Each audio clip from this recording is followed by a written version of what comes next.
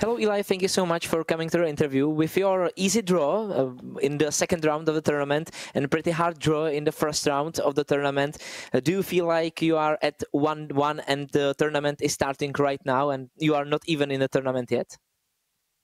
I think we got first seed our nemesis, like Navi Junior. They won against us all the time, so it doesn't count, I would say. And the second game, was pretty easy for us. So right now we are in the tournament, I would say, yes.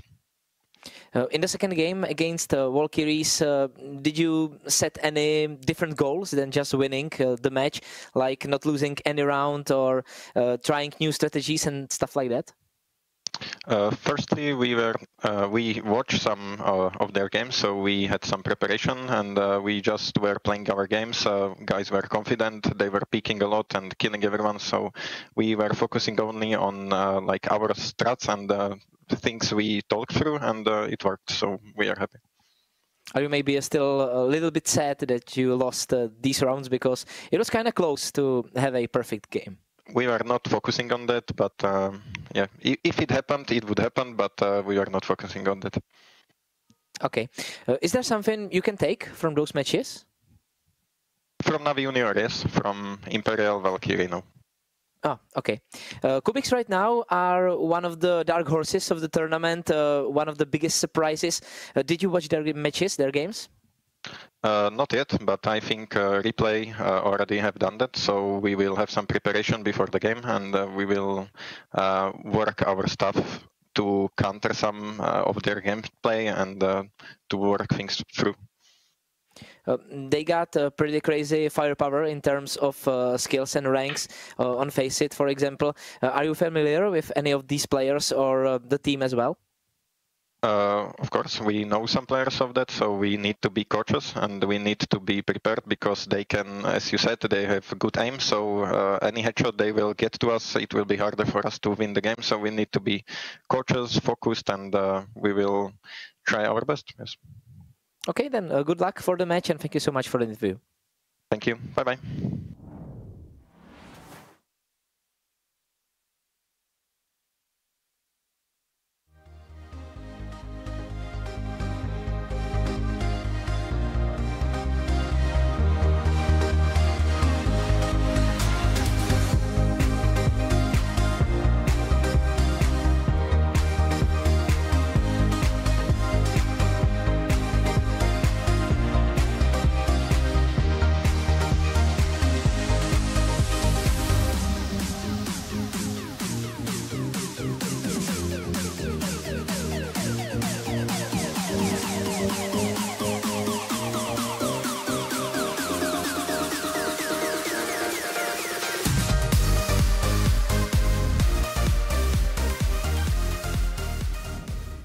Hello Gamezilla, thank you so much for coming to the interview. Great match against Fnatic from your side. You didn't win, but are you happy with your performance and the match as a whole? Hello, hello.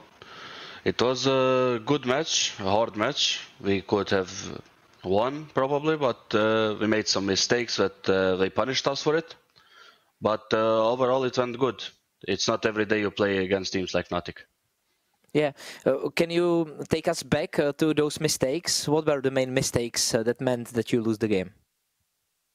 I think there were like 2 rounds that we lost with 2-man advantage, and of course we won some ecos as well, but we lost 2 main buy rounds that could impact their economy, and we could have won from there, you know.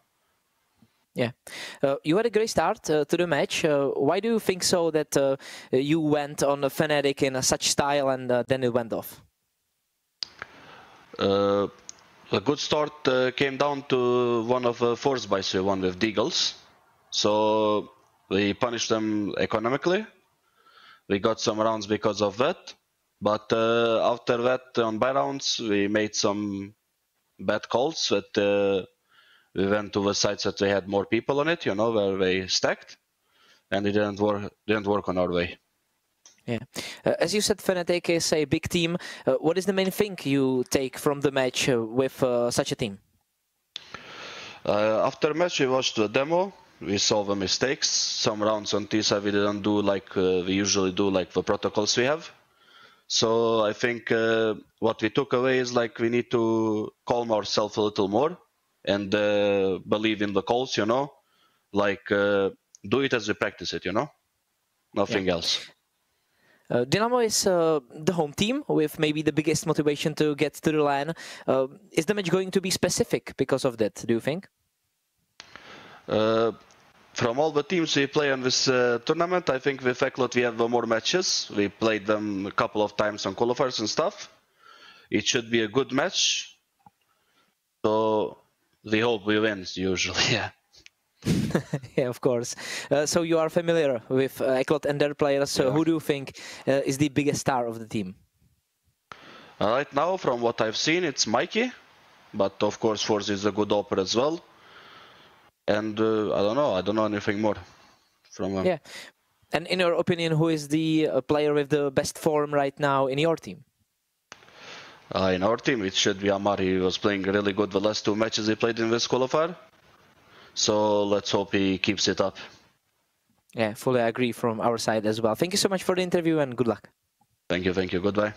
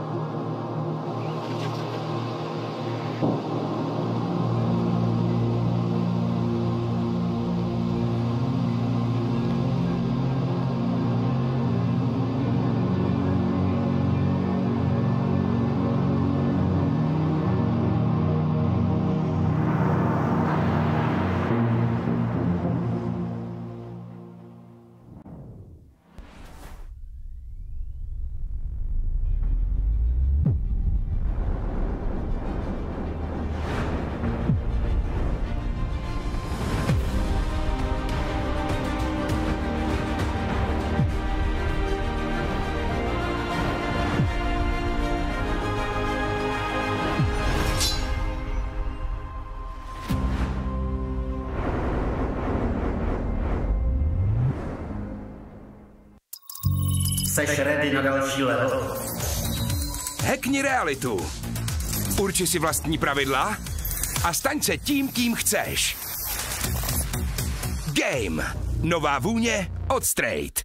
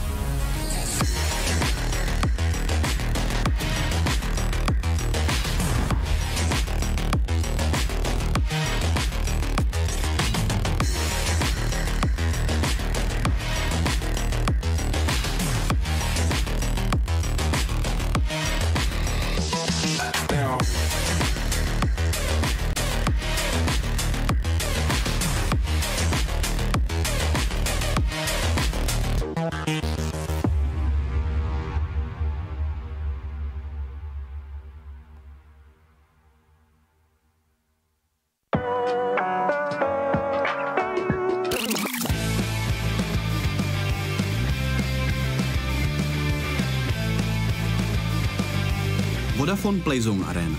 Chceš se bavit? Tady jsi správně.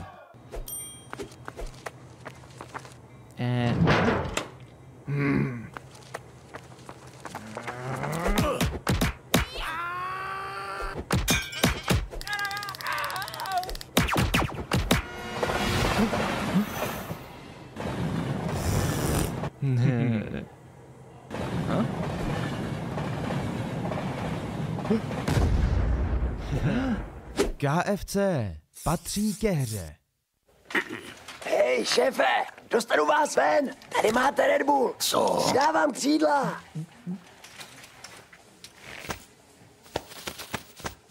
Křídla, jo. Fakt vtipný.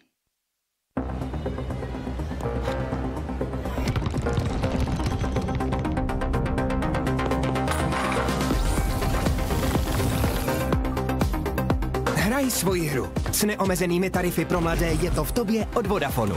Teď s Apple AirTagem za 1 korunu.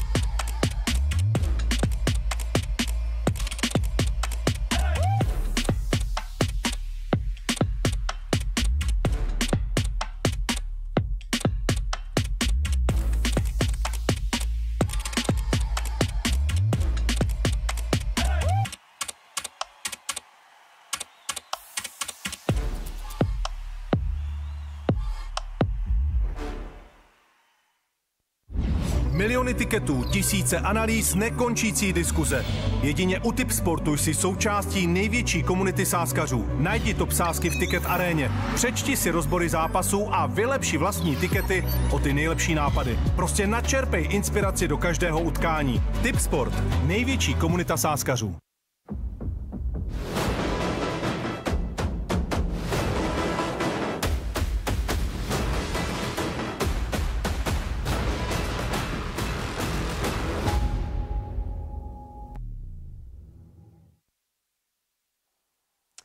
Another day in the office and another day of watching and streaming CS2 at Tipsport Conquest of Prague. After weekend break, we are back with another BO1 matches between teams with 1-to-1 record in our Swiss stage.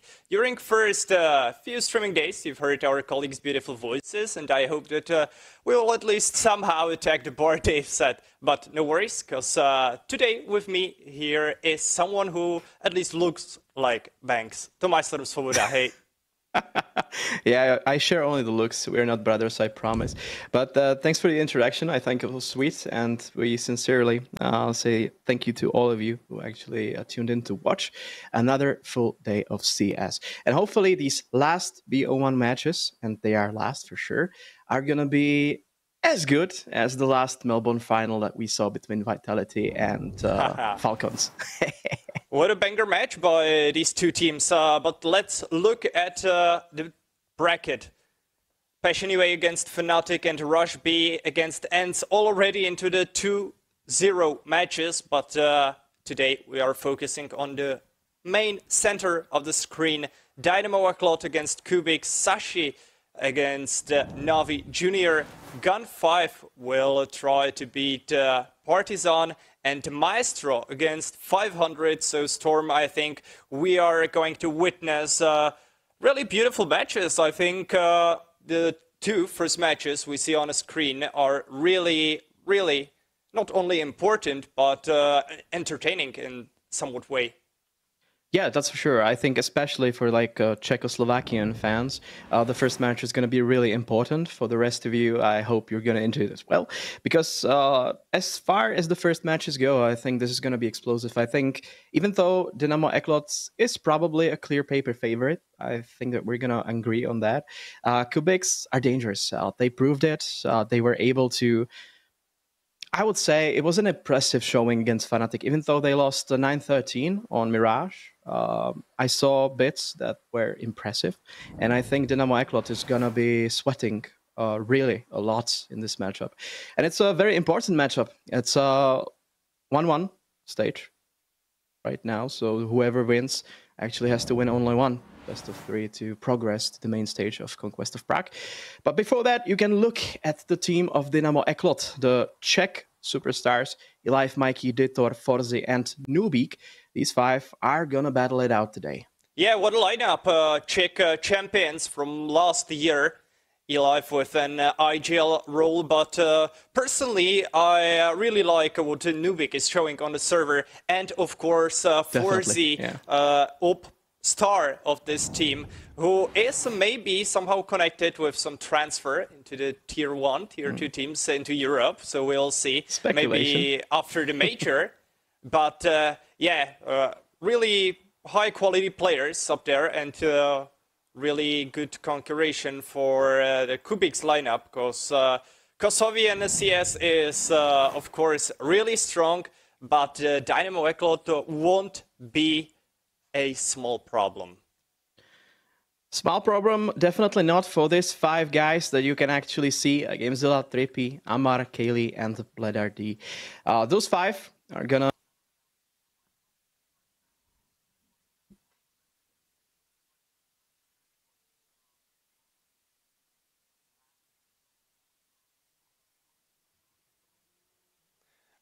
Definitely, I can agree that the VRS points are indeed really important in this match, but to be honest, it's harder for Dynamo Eclot, because they are currently 62nd in the world, and their enemy is Kubix, is somewhere behind top 130 teams. So judging by that, Dynamo Eclot will be a huge favorite. But of course, we can say something, and on a server, the game can look totally different. I actually love that Elive said in the interview that the first game against their, and honestly, Czechoslovakian teams, Nemesis, Navi Junior, wasn't counting because they're losing to them all the time. Then they were able to beat Imperial Valkyries by a dominant factor of 13-3. So I think when it comes to their moods, when it comes to their form, it's getting a bit better. They were not successful in the local tournament, the last one, when they actually lost to Sinners in the finals. But so far, so good. I mean, in the Yala Compass today, they managed to beat Unity 2-1 on maps. It was 6-13 on Mirage. Otherwise, they won Train and Inferno 13-11 and 13-10. So I think when it comes to like a warm-up before this actual match, they're going to be on point. That's for sure. Yeah, we can remember the match between Kubix and Sinners in the open qualifier, and that was very hurtful for many Czechs who thought the Sinners will qualify into this event. But Dynamo Eclot is, at the end of the story, only the one Czech full-time team here. But let's see the map pick between these two teams, between Kubix and Dynamo Eclot. We won't see Nuke or Train, or does 2Storm. Yeah, I mean, it was maybe in the stars to actually go to something like Mirage, but it makes sense that Dynamo Eclot banned it, because against Kubix, it could not be really as fluid as maybe the Ancient that both teams are playing. But when it comes to their win rate, it's essentially 58% to 60%. And you have to take in consideration that Kubix hasn't played this map as much. So when it comes to this statistic, Dynamo Eclot played it 26 times. Where Kubix only 5 times, so there's not enough data for Dynamo Eclot to actually go through, I would say. But Ancient is one of those default maps since it was introduced into the active map pool, and Kubix actually managed to beat 9 in the first round. It was 13-11, and 9 is one of the I would say, bigger favorites of the all 16 teams in Conquest of Prague. Yeah, let's see the Tipsport Conquest of Prague rates by our sponsor Tipsport. The Dynamo Eclot fan is on their side as well, favorite of this match. And on the over 22 rounds, we can see 195. So maybe it should be pretty one-sided, or? Given the statistics, yeah, but in the past, and especially in the Conquest of Prague, we've actually seen quite a lot of upsets and neatly tight-packed matches between opponents that on paper shouldn't have been. So let's see how it goes. Let's see if there's anything in store for us when it comes to surprises. And in the meantime, you can watch the webcams of all those players that are actually gonna open the hole today. Yeah, as I'm looking at the screen for this match statistics, I see that Dynamo Eclot played a ton of matches during the last 3 months. That's actually their huge advantage. Of course, we can say that Kubix had some time to prepare for their enemies, but I don't believe that will make such a difference on a server that you had 2 days to prepare. Okay, that's cool, but your opponent on the other side played maybe how much? 200 maps or something like this in the last 90 days. So they have a bit better practice on server, they are more coordinated, and everything is playing for them. Of course, the reality might be different, especially on Ancient, because as you've mentioned already, Kubix had a good win rate there, but still, Dynamo Eclot should take this one into their pockets and move to 2-1 matchup. And it looks like we are all set, Storm. The screen told us the first half will be starting soon. And as you can see, it is commencing. A nice graphic from the production. I always say that I love it, what they have done for this tournament. And hopefully, the gates will open to a banger of a match. Ladies and gentlemen, sit back and enjoy. Dynamo Eclot on CT side and Kubix on the T side. And it looks like, I'm not sure if we can take for granted that it's actually a tactical pause. But we're gonna wait just a bit more for the actual start, for the actual commence of this match.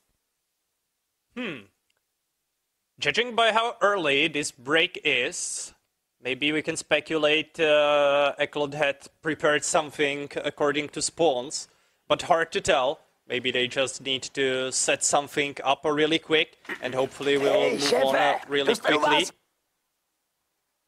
And that was heck of a surprise, but I guess in 10 seconds we are live with our pistols. Yeah, I think that's the better variant, to be honest. So let's go, let's get into it. Another day of Conquest of Prague, another day of banger matches. Hopefully you're there in the chat with us, and we're gonna enjoy this best of one. And I remind you, for those that actually came, this is the last day of the best of ones. The only thing that's gonna follow is best of threes. So a lot of neat CS for you in store, and hopefully a lot of duels about to go in a way of some of those teams. And Tripe actually opens up on Nubik, so the first kill goes to the side of Kubix. T-side now with 4 to 5 man advantage, but 4C is ready for Frag onto the banana. Kaylee makes it better for Kubix once again. But still, Kubix are not on the bomb side. The bomb is in front of B. On the other hand, Kaylee is here up close, ready to kill Daitor. And now, only 4C stands alone against 4 men of Kubix. He's ready with his USB, but one kill is only thing he will accomplish in this round. And Kubix takes the pistols. Yeah, very good job by Kubix. They essentially picked off defensive players one by one, I would say, and it went and worked wonders for them. Pistol round in BO1s is a very important round, especially in the MR12 format. There's not a lot of rounds to go for, so this is essentially a great start for them. You can see Kaylee, 4 kills at the end he was able to muster. And hopefully for Kubix, they will be able to follow up with this round. It's one of those important ones as well. Hopefully conversion works for them. Oh, Mikey, in a pinch. He actually used the smoke to be able to survive for a bit longer. Ooh, what an HE, oof. That's a lot of HP down for him. Only 50 to work with, but Nubik is activated onto the ramp. Bloodart dies, but not Kaylee. He's ready for refrag. But Daitor, up close, surprises him. Trippy, the third man into the action, who is ready finally to secure this map location for Kubix. 3v3 situation. But only better pistols on CD side. Ooh. On the other hand, Amar is here with his AK, and Eli stands alone as free. Man of Kubix are ready to plant a bomb on the B-bomb side, and Eli will be caught as well. Clean round from Kubix as they secure their second point, and it's pretty easy for them. We must say that they were controlling the whole round. Nice refrags from them.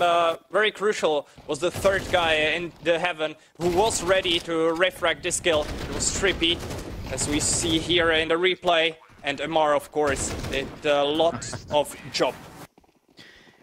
Yeah, I would say when it comes to the result of the round, I think they will be satisfied, but still, the ENG were able to do a bit of a chaos, and they're able to thrive in chaos thanks to the typology of those players who actually like to go for the kills, like to confront the opposition. Okay, I like this. Bledder, I like this as well. Ditor in the cave. He's gonna peek a bit. Okay, actually one kill. If he gets one more, it's gonna be brilliant for Dynamo Eclot. But still, this round should be by Kubix, and Trippy says yes, that's how it's gonna go. Yeah, he had a key in his hands, but at the end of the day, huge problems for him. Only 9 HP to work with. Gamezilla finds headshot on the Mikey into the cave. Amar will be ready with another kills. Ditor falls down, now licking the ground on the B-bomb side next to the cave. But Forsey here finds a headshot for Trippy, but Amar ready for imminent refrag here. Nice. Newbie. Okay, headshot from him, but he must be caught. Okay, Gamezilla failed on his mission, but Kaylee is ready behind the last man standing of Dynamo Eclot. And here comes the third round for Kubix. At the start of this round, I thought Bedard will search the B-bomb side, and he will run with Mech 10 around. He will try to get the information. I was surprised he stopped at the ramp. That could be potentially really wrong for Kubix, but they managed to work out the situation, and they take the 3-round lead.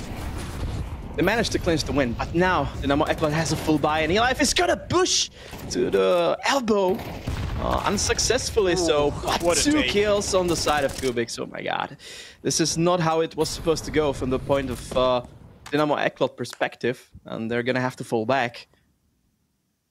Ditor needs to get at least 1 kill to get it back on track for the defensive side. But Kaylee is too much for him to handle. Finds such pretty much genius timing from Ditor, and Nubik and Forze. I don't know what fantasy would have to go in play to actually win this 2v5. That's nigh impossible, to be honest. Ooh, Nubik can't get even one player off the roster of Kubix, and Force remains alone in this situation.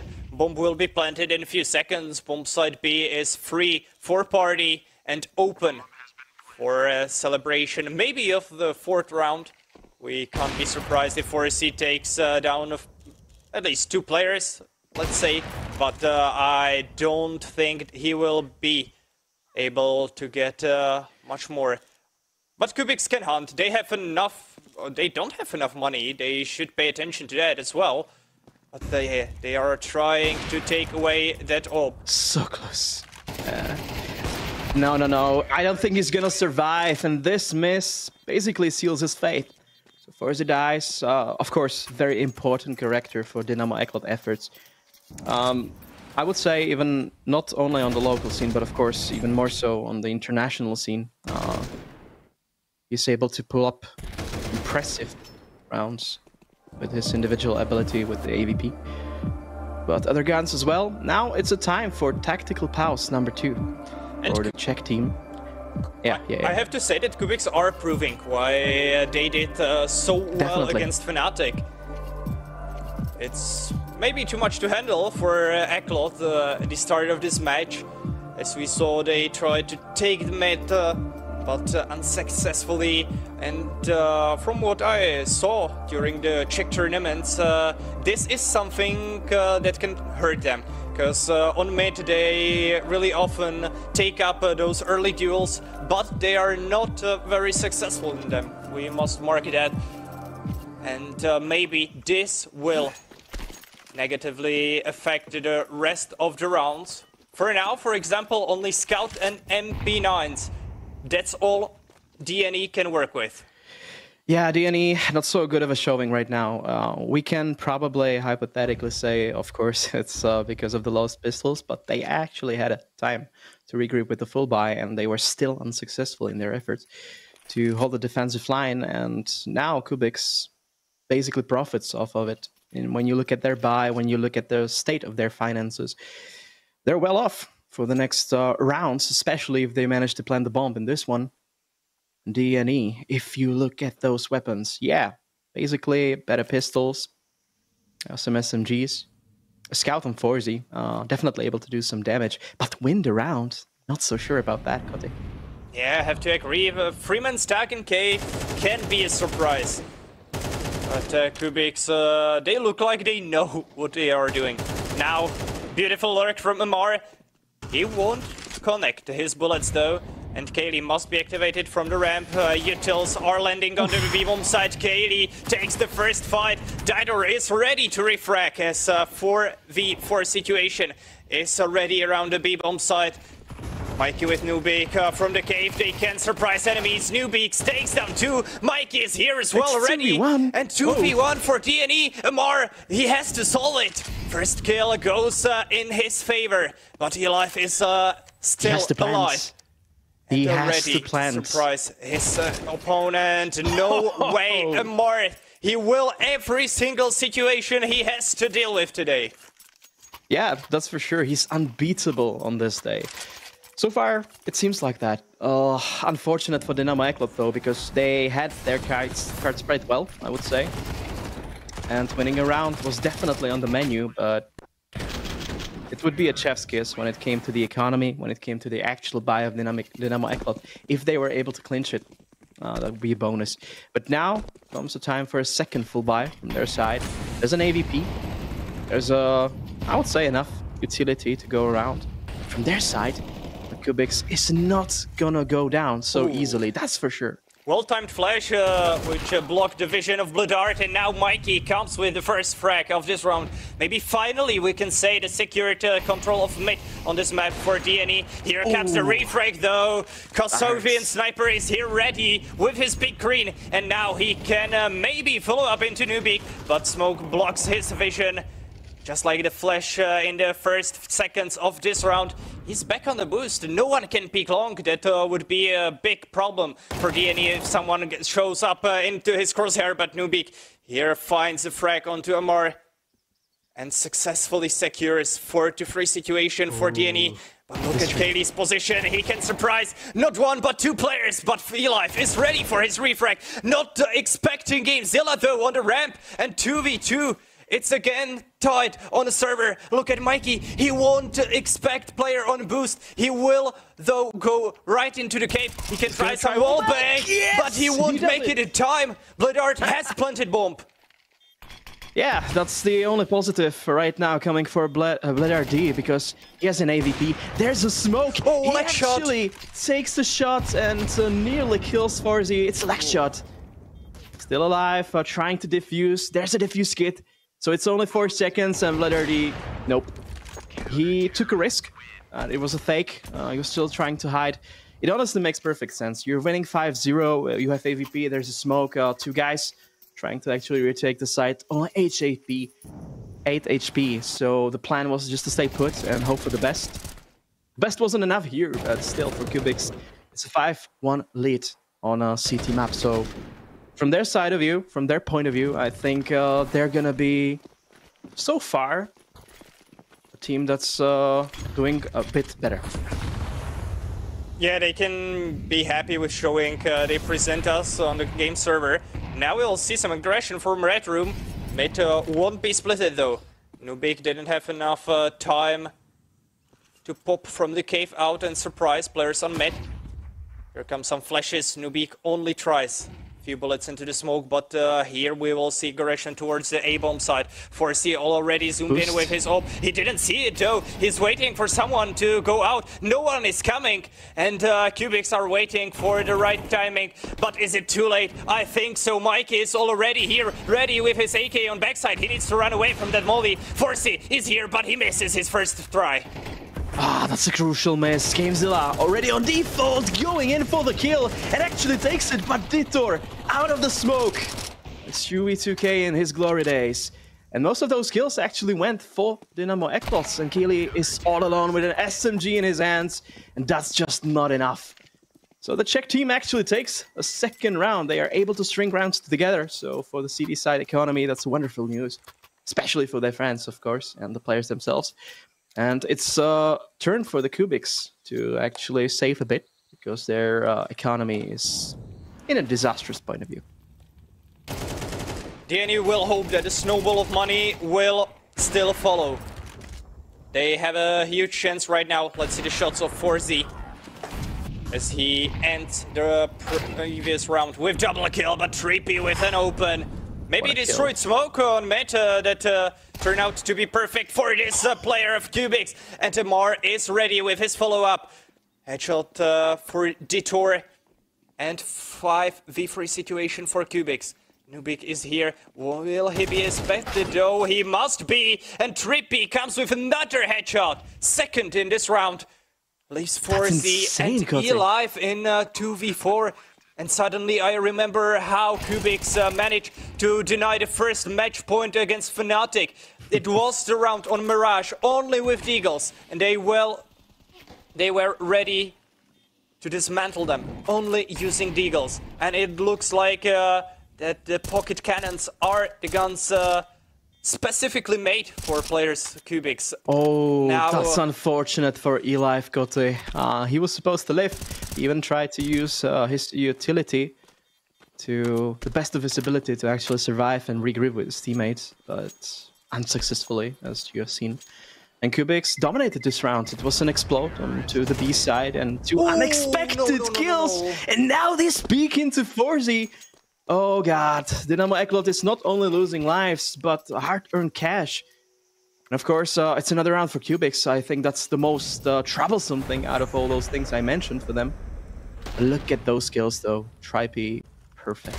Trippy with a triple out of this round. Beautiful headshots, and now the cherry on top from AK against Forsey. And the economy situation for Dynamo Eclot is bad again. And on top of that, they are using their third tactical break. Third TO they are pulling out of their sleeves. And this might be a problem in later rounds. Because, okay, now they can somehow get into, let's say, 2 rounds lead or something like that. But they won't be able to convert any TO in the second half or OT. Oh, in OT, yeah, the TOs are reset. But in second half, no timeout for DNE. That could be a complication, but I can see the merit of taking all 3 in the first half, especially when it doesn't work at all for them on the CT side. On the CT side, this map is definitely CT-sided. Well, another first kill, some info, but Keely actually kills Nubik. And with him falls E-Live, and almost the whole B side still alive. Of course, Ditor for Dynamo Eclot. This specific side, Mikey has to watch his 12. There's a lot of angles to cover, to be honest. Game's on 5 HP. It's a 3v4 situation. But to be honest, the Czech team has to win this round to be able to compete for the rest of this match before it falls apart even more.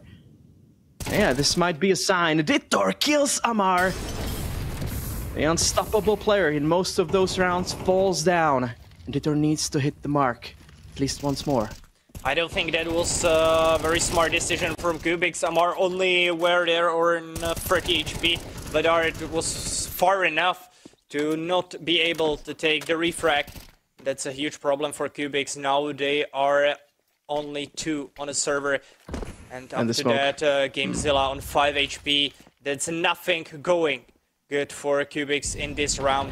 Not the open, and the situation is currently as well far from the 7 point they were hoping to get here. Mikey with nice position on A. This rotation won't be successful. Bloodart will try to plant, but no, says Mikey. With his FAMAS and Gamezilla on 5 HP. He might die after timer. Yeah, he has to be careful. Ooh, that would be a disaster for Kubix economy, but so far it doesn't seem like DNE are gonna push it. They're not gonna hunt for the precious prize of another kill because they themselves don't really swim in money, as I would say it. But they managed to win this one, so the tactical pause actually meant something. They were able to profit off of it. So now it's 3-6, still doable, still possible to take it to 6-6. That would be ideal from the point of view of the Czech side. But Kubix has full buy. Kubix has all it needs to be successful in this round. 4 silenced guns on CT side. Will this be enough? Those nades! Huge nades on mid. Kaylee survives only on 1 HP. The molly will take 4C out. Trippy with Galil. He needs to take more than one, and he won't be successful on his mission. But Bloodart with maybe such a surprising position. And I saw that though. He won't be successful in heaven as well. And this is falling apart for Kubix. Once again, Gamezilla tries to take refrag, but of course Nubik is there. He's waiting for this refrag in heaven. Amar will have to pull some miracle out of his pocket. He finds the first headshot. 2 players remaining on the other side of the river. This is possible. This is definitely possible. But this is off angle that can't be read by Amar. 4th round for Dynamo Eclot as they are slowly reaching for tying up this half. Yeah, they're reaching, clinching some of those rounds, but they are successful, and that's the most important thing for them. Kubix, close. I think the 1v2 was definitely doable, but the information was on side of Dynamo Eclot, so that was even harder for the last remaining player of Kubix. But that's history. Let's remain the 11th rounds. Kubix again with the Deagles, again with the better pistols, and Mikey actually manages to kill Trippy, who was, how would I put it, very, very good player in the previous round with the pistols for Kubix. Mikey still dominates the mid. He has an HE. Think he's gonna spot, Kaylee, and again, another duel that goes his way. 1 minute and 20 till the end of it, and Gamezilla and Bloodart don't really have anything to work off of. Yeah, only Glock in the hands of Kaylee, and he wasn't able to do more than only tag Mikey on mid. And easy farm for Eli, though. Gamezilla makes some issues for him. USB in action. And Nubik will maybe push it. Yeah, Gamezilla can't stand a chance. It is Vitbolod who will end up taking the final kill. Clean and easy round for DNE. And this half, as it didn't look like in the first 5 rounds, might be tied. But we will see after the full buy from Kubix. They have final chance to win this half for them. On the other hand, Eclot will come into this round with a full buy and much more utility than their opponent. Yeah, I mean, you have Forzi on M4A1, so there's definitely no AVP there, but that might be a tactical command from Eli for this round. Not enough money as well. It seems like Kubix are gonna split it out on A side. There is okay, gonna probably find Gamezilla, who's near temple position, but Kaylee with the lurk on B, and this might change a lot because there's no one from DNE. That's wonderful. Gamezilla kills Ditor. Oh, yeah, that was a fake, and Mikey falls down as well, and DNE are quite far from their dream of making it 6-6 now. Amar is still alive here. Nubik is trying to search for him. Maybe he will find his back. No one is covering that, but okay. You get this kill, and you have to now retake the A bomb site, which is secured for a Kubix. Bomb is planted, and the bomb is ticking, as well as the time. It's getting shorter and shorter. The NE have to speed up, or otherwise it will be a huge problem for them. Elife will check this position, but Bledart finishes with double. 7-5 as Kubix takes the first half on this match onto their side. Hej, šéfe, dostanu vás ven. Tady máte Red Bull. Co? Dávám křídla.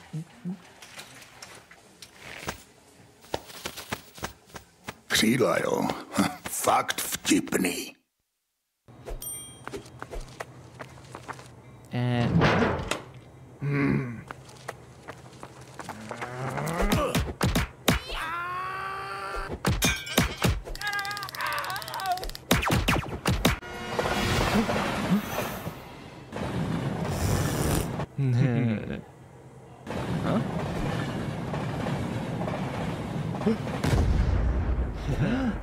KFC patří ke hře. Miliony tiketů, tisíce analýz, nekončící diskuze. Jedině u Tipsportu jsi součástí největší komunity sázkařů. Najdi top sázky v Ticket aréně, přečti si rozbory zápasů a vylepši vlastní tikety o ty nejlepší nápady. Prostě načerpej inspiraci do každého utkání. Tipsport, největší komunita sázkařů. After a quick break, we are back with some replays of the last round. That was exquisite. I would say a chef's kiss for Kubix. They managed to take all the best position. They came to cross plant, brilliant fake actually on the B side as well. So they clinched it. 7-5 is the result after the first half. DNE without any timeout left. And on the T side, which is definitely not the most favorable on this map, but we're gonna see if they have enough invention to surprise Kubix and take this home. Yeah, the missing tactical breaks can be a problem for T side. On the other hand, Kubix can use all three of them. They didn't use a single one in the first half, so they have a lot of space to talk about their strategies and so on. But now the first fight might be live on a screen. Amar missing though his first shot. Close. Maybe a possibility for crossfire with Kaylee as Ditter is coming closer. No, this only will be a fake as Mikey takes down Gamezilla. And only one playing standing alive on A side, but Blizzard with Dualies will find the first kill, not the second though. And Newbie can proceed with pushing Donut, and it's a double fake. It looks like Forsey will round back towards the B-bomb side. But tighter position, look at it. In the red room, he might be able to actually get 2 easy frags if he keeps his calm.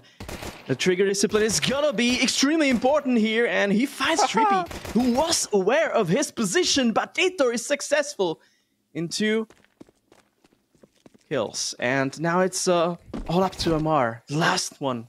Look at the radar, Forsey back-to-back on A-bomb side, planting the C4. What a funny round from DNE, they pulled up heck of a show here. Amar is trying to deny it. 2 kills will not be enough, because Diter ready with 3k out of this round as Dynamo Eclot is reaching for a 6 point. They are trying to maybe throw the first half behind their heads and take the T half to their hands. All the manners now. Goes for the T side as they will have much better buy. AK on Detour, Mac-10s for Mikey, Elife and Newbeak on the second part of the screen. 5-7 for Amar, and the rest of Kubix will be playing with MP9s. And no utility, Storm, this might be crucial. Yeah, definitely. This is a risk from Kubix on the second round after losing the pistols. There's not much rounds to spare, that's for sure. And Blair D is successful in his duel with Newbeak. Okay, this seems like a bit of a chaos on the B side, but Victor cleans the B side for the taking, and DNE actually managed to plant the bomb. But Gamezilla and MR, each with 1 kill, and Forsey and Victor actually have to salvage this one for DNE. It's 1v1. Forsey's still alive, but so is Trippy. Oh my god, that was so close. it should never have come to this 1v1, but it did. And Kubix again showed that with pistols or SMGs, they're maybe even more dangerous than with the classical full buy. Yeah, that's a huge warning for DNE. And huge. We can say that only the amount of bullets in the 4C's magazine was the difference maker in this round. Yeah. His opponent, Trippy, didn't have enough in his USB. Was it the last bullet on 4C? Was it the last bullet? I'm not sure. I didn't look at the bullet mark. But now we will see a possible takeover from DNE. They can secure the 8th round. They can go into the lead in this round. As Kubix already here only with pistols, 2 Deagles. Those will be maybe the biggest problems for DNE.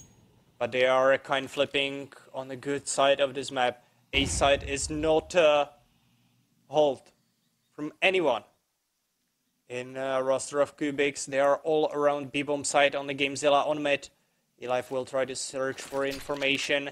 His HE maybe will open the nade. Isn't successful though.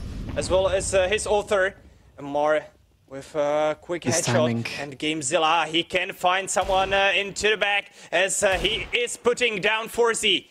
Dieter takes the bomb. And he must kill someone.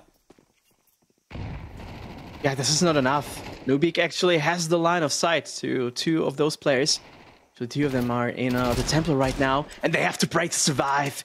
They have to be able to have a precision aim with their Deagles, but Mikey. This looked so well for Kubix, but now it falls apart. Keely from main. So this is a golden information and a ticket to B-side for Dynamo Eclot.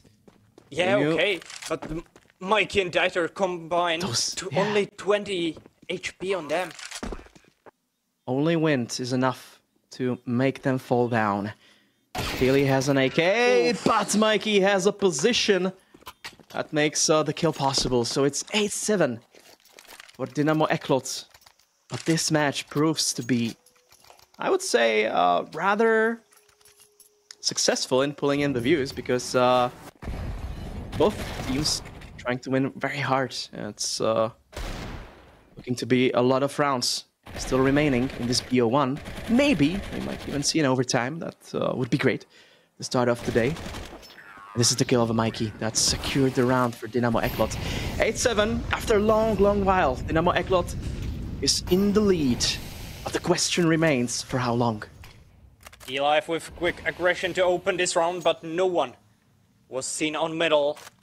This also sounds like Kubix are playing only into the bomb sites. They will try to play together as they left mid totally open for enemy. But we have to say this match can be named as a great welcome gift for our viewers. We will see some action on A. Play down. Hitting one of his opponent. Gamezilla will finish up Elife.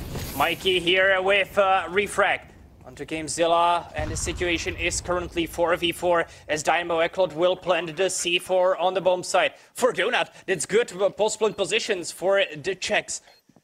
Splitter is trying to search for the first kill after the retake, but he's unsuccessful. It will be Mikey Amar onto the side, but Dieter from main, he will be able to win this situation for his team.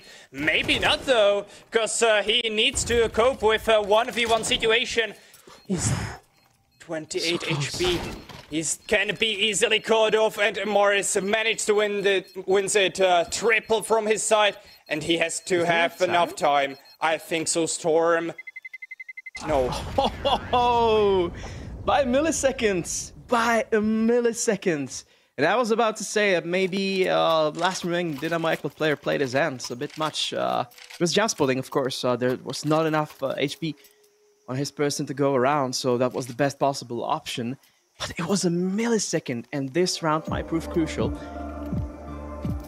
for both sides, actually. And you could see the stunned faces of the players of Kubix. for Ciditor, they appears if they can comprehend, they actually managed to clinch that round. But they did. And Eclot is very close. Well, I wouldn't say very close, but rather close to closing this out. It was 5-7 from their point of view when the first half actually closed its gates. So far so good for them on the T side, and Kubix has a lot to think about. Sorry. Yeah, but it was still closer than the finals of IEM Melbourne yesterday. Yeah. And still, upset was made there on the south. Was it 2-9 at one point of view? I remember 3-9. I'm not sure about the 2-9 score, but 3-9 definitely. And now here, 7-9 from Kubix side. And Dynamo Eclot, on the other hand, from their perspective, all is looking good, all is shiny. They will try to execute a side in this round. It looks like it, because they have no control whatsoever on other crucial points of the map. But maybe now they're reconsidering this plan. As you can see, the movement on the minimap. 2 players from the defensive side right now on the mid. One of them is closing in on the smoke near the elbow location. But no, the Dynamo Eclot is gonna commit to A. This takes so long though. This takes so much time, and Kubix had enough time to rotate.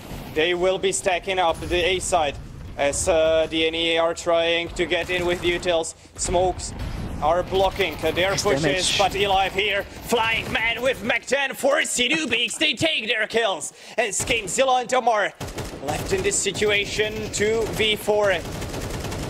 As bad as this was looking, now DNE are much better in this situation. GameZilla gets one into the smoke. Okay, it was somewhere outside the smoke, but Newbeats gets the last kill of the round. And I'm surprised how easy it was for DNE with stuck bomb site A from Kubix.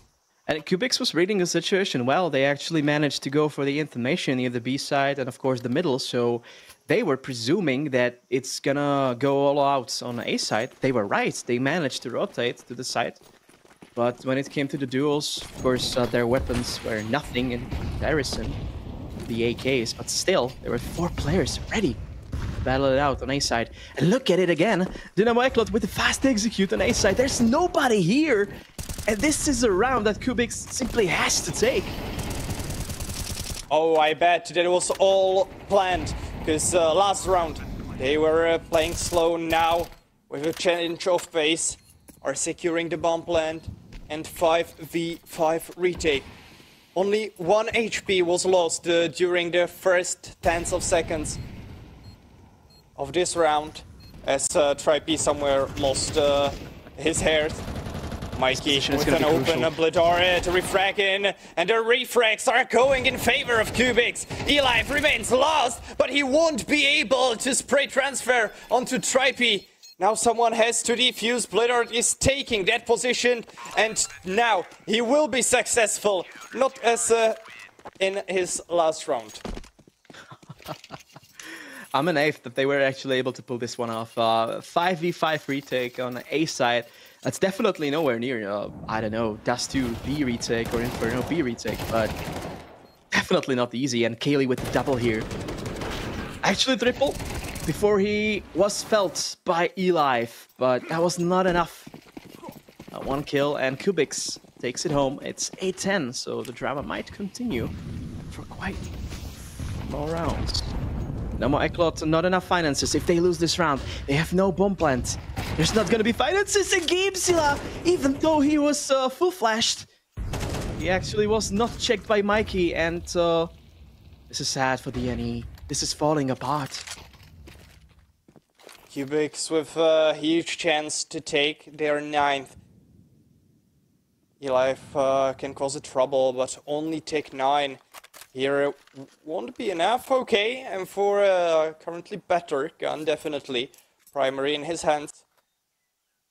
But it's still 3v5 situation, and no one on Kubix is on low health points. Yeah, DNE would have to take some entry track to the sides. as fast as possible by Splatter D with an optimal scope setup. This big green, and this seems pretty much sealed. And though Ditor still lives, Splatter might actually go down. 15 HP, what an ace! And what a Ditor on the B side. Still alive with Forzy making waves. Are those waves gonna be enough? Another kill, Ditor still alive! 4K for him, 30 seconds, he takes it up. When it comes to his HP, a rather logical choice. And he has the bomb. Everything might still go in the way of DNE. But if Kubix don't win this, they're gonna be very, very sad. 23 HP, 11 seconds, Ditor has to plant. Yeah, GameZilla currently know he has to retake the B-bomb side. Ditter switches back to an AK, but he knows the information. He knows where his opponent is. He'll try with flash. No, 7 HP left on GameZilla as he's taking down Ditor. What a try, but unsuccessful from Ditor. Jesus, man. It was the best round we have seen right now, and Ditor, I mean, I'm sad for him, man. It was 1v3, and he managed to actually get 4 kills in total.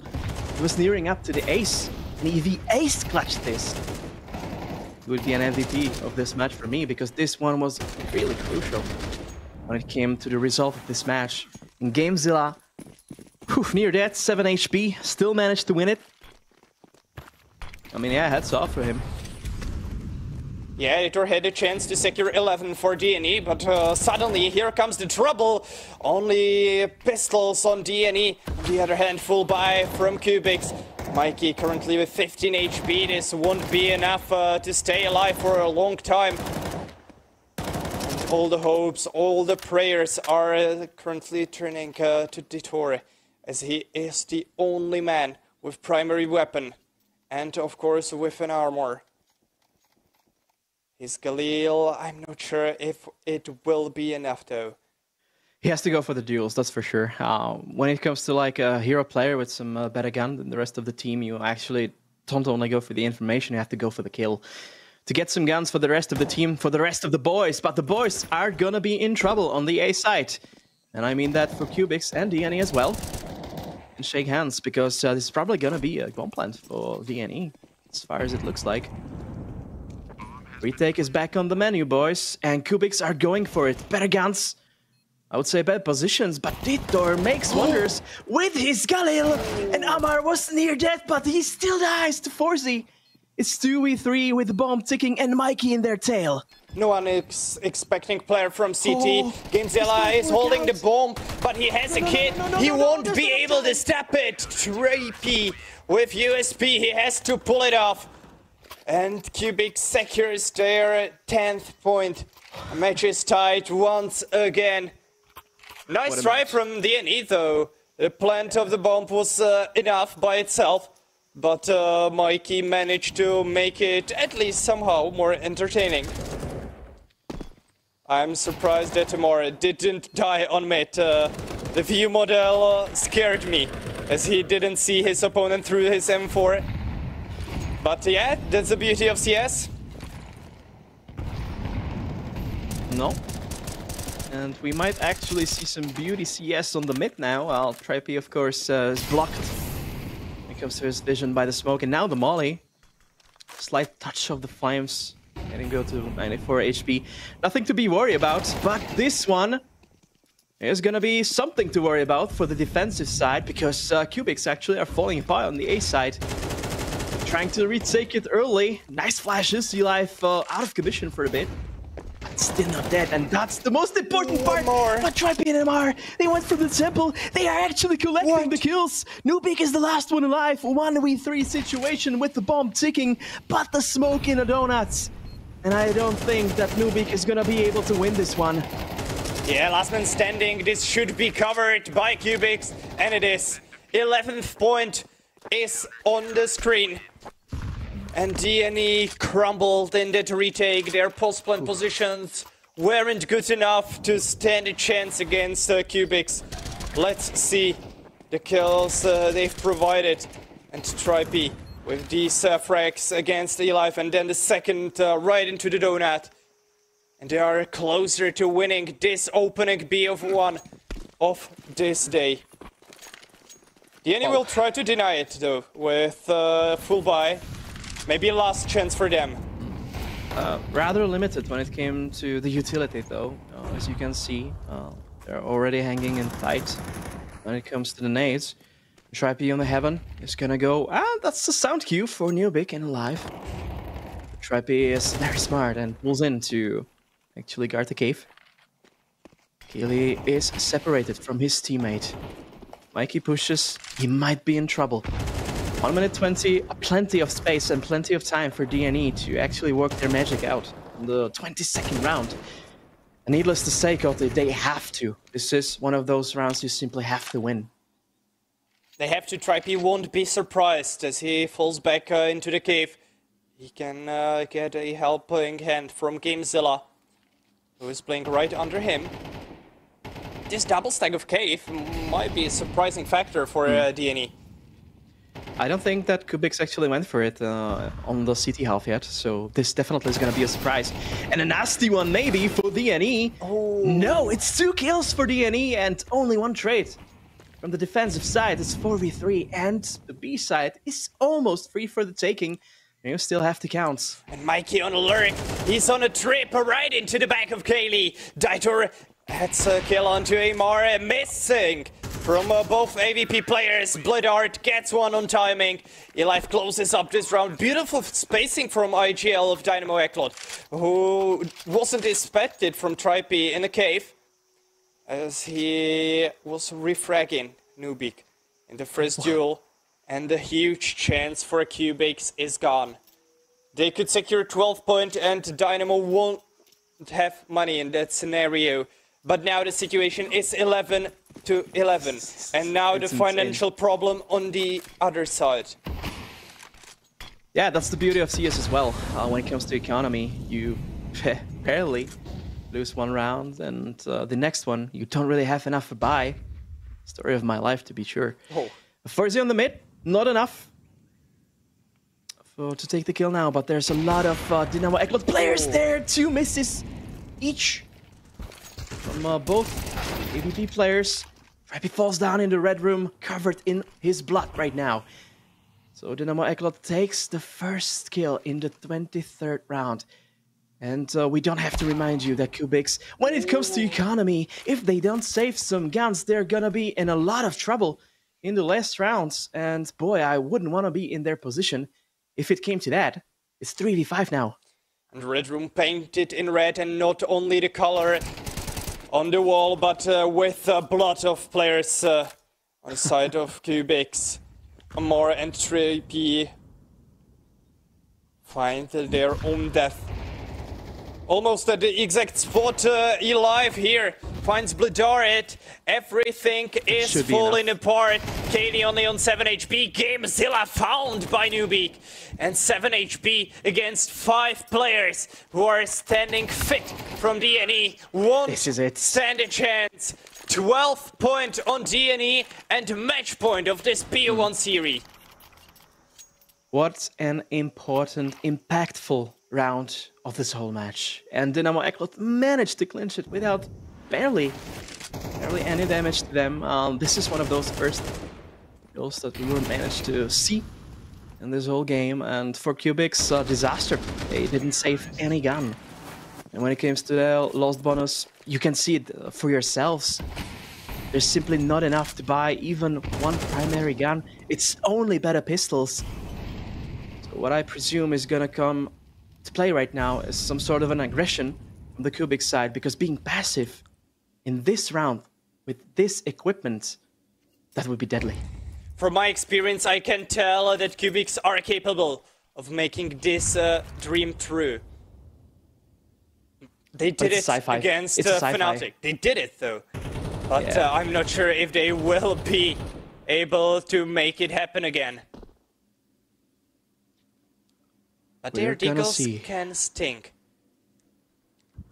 Kaylee, he's going in for the info. Going in for the kill. Nubik was looking at mid. The wrong timing. First kill goes in the way of Kubix. But Elife is there pull through for his team as the right captain. Gilly has an AK, he picked it up. It's 4v3 retake situation and the overtime hangs in balance. It might come into play if Kaylee peeks at the right time. And now there's 2 players in the cave. And the bomb is not really planted well for them. There's a lineup. Only 1 frag and Dittor the only one alive. But he's shifting. Defuse! No! He might be still able to win it. 1v1, Tripe on the full HP. Dittor 65. He has to reload. But this is a kill for Dittor. And this is a win for Dynamo Eclot. Czech team is gonna celebrate a hard-fought win. That's for sure.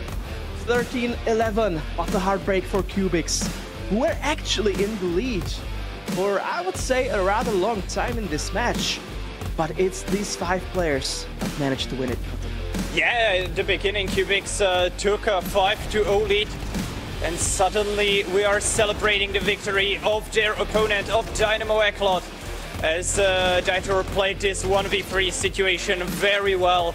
He knew opponents doesn't have defuse kit, and he made maximum possible output for DNE out of that. Great clutch from him at the end of the match, and we will see Dynamo Eclot fighting for their 3rd win in the BO3 series. On the other hand, Kubix are 1 loss away from ending in this tournament.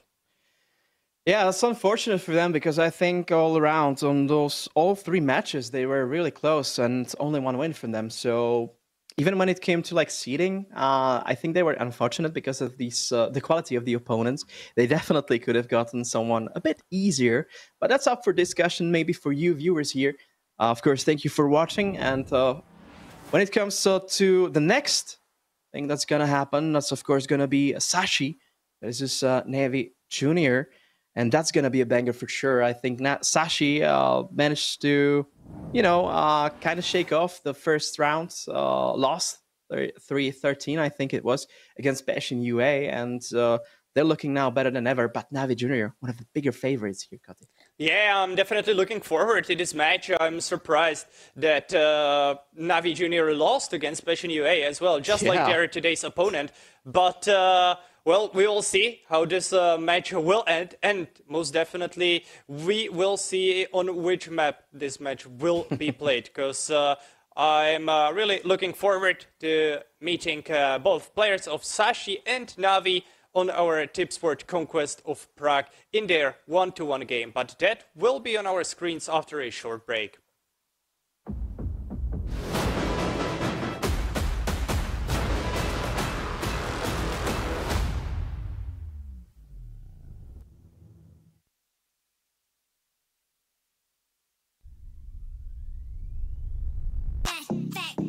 Would you let me go? No, you never come back.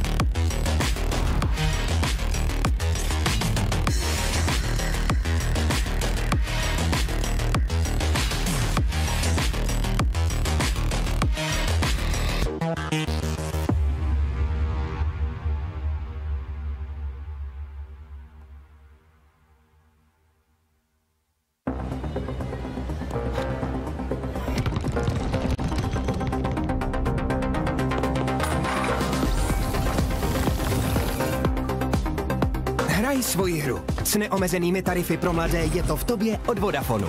Teď s Apple AirTagem za 1 korunu.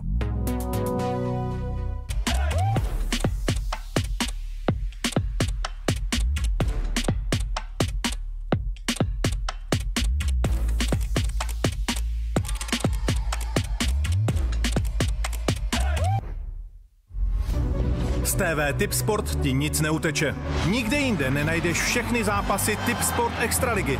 Nejlepší MMA, domácí i světový fotbal, tenis, basket a ještě mnohem víc. Prostě všechny streamy na jednom místě. Tipsport, největší komunita sázkařů.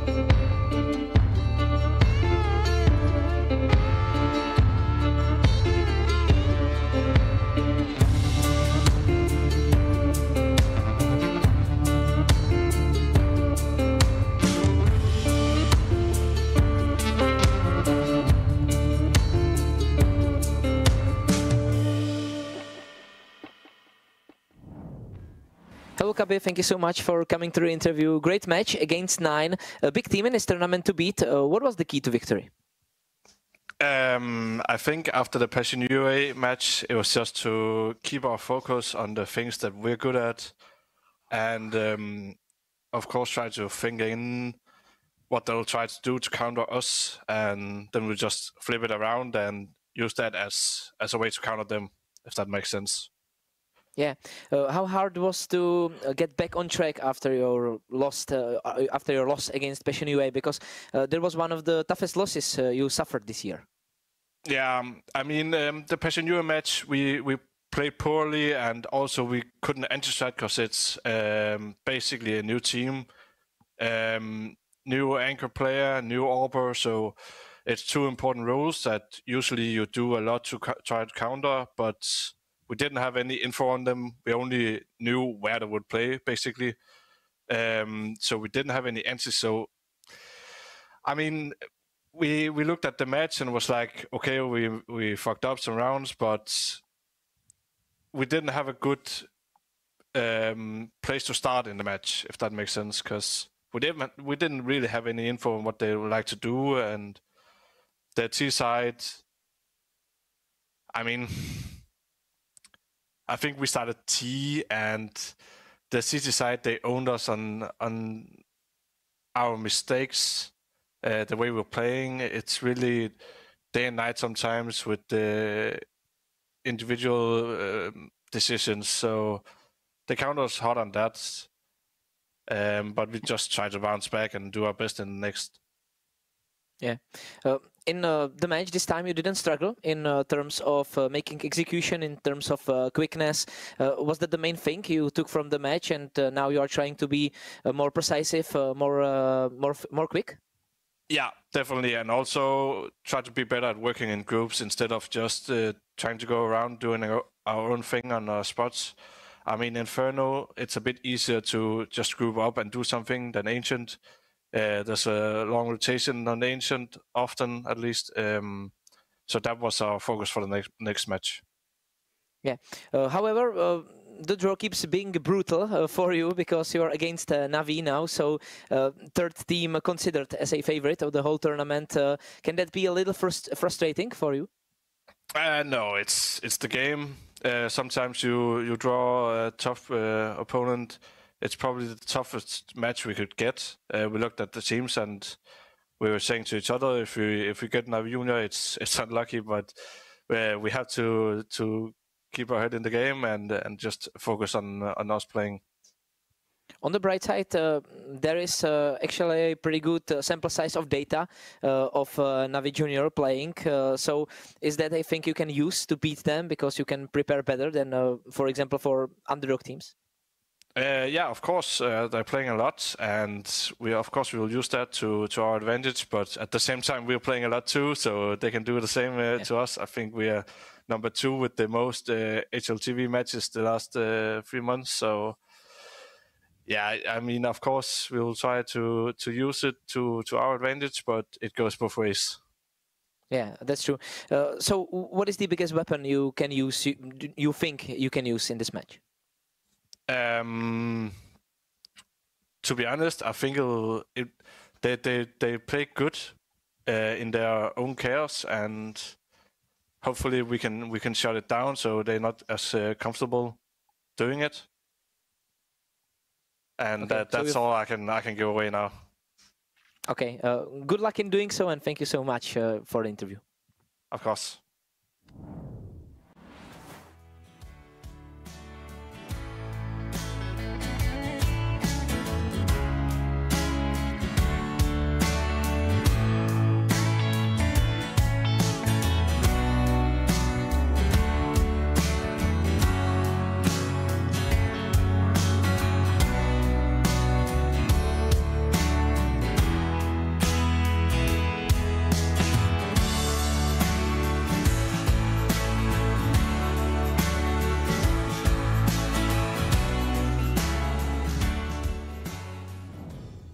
Hello, Krabeni. Thank you so much for coming to the interview. Against Passion UA, you started well on both sides, but then did not manage to use the advantage. What do you think went wrong?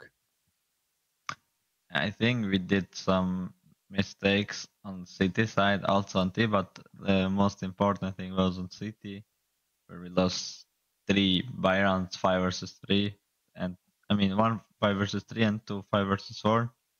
And I think because of that, we managed to lose the game. Yeah. In the last interview, you said you are pretty familiar with the Passion UA and the players. Was there something they surprised you in this match? I mean, we didn't know how they play, and they didn't surprise us. We knew that they will go deep in anti-strat because they didn't have any officials. They could watch us a lot because we played a lot. And we expected some anti-strat, and I think it worked for them in some rounds. And yeah. Yeah. When it comes down to Tipsport odds, you still count as the biggest favorite of the tournament. Is it good for you to lose when you can afford it to learn from some mistakes? Yeah, I think we needed some lose because we win a lot of games, and we were very happy. I think we were not focused that much on mistakes, I will say. And we lost, I think, 2 games now, and we learned what was the mistakes, and we try to fix in those days, and I think we are fine, and we are ready for today. So now you can be even stronger. But Sashi is not the easiest opponent. Did you watch their games against another strong opponent? We watch something, but not that much, because usually our plan for officials, it's not to watch enemy like so deep, to watch them really a lot. We just more trust in our game plan. We trust ourselves, individuals, and yeah. But let's see what happened today. So at least when it comes to players, are you familiar with any one of them? Yeah. We played them a lot of times. Yeah. Yeah, you played Mirage twice in a row so far in this tournament. Are you comfortable on this map, or are you trying to maybe put some more maps into your map pool right now? Mirage is our good map, I would say. It's we had good results lately. I think we won like 6 games in a row or something against good teams. Only against Passion we lost, which we lost because we did the mistake that I said before. But yeah, we are comfortable in Mirage, so we can play it always. We don't care, even though we lost 1 game, doesn't change us. We can still play it. Okay, thank you so much for the interview, and good luck in today's match. See ya.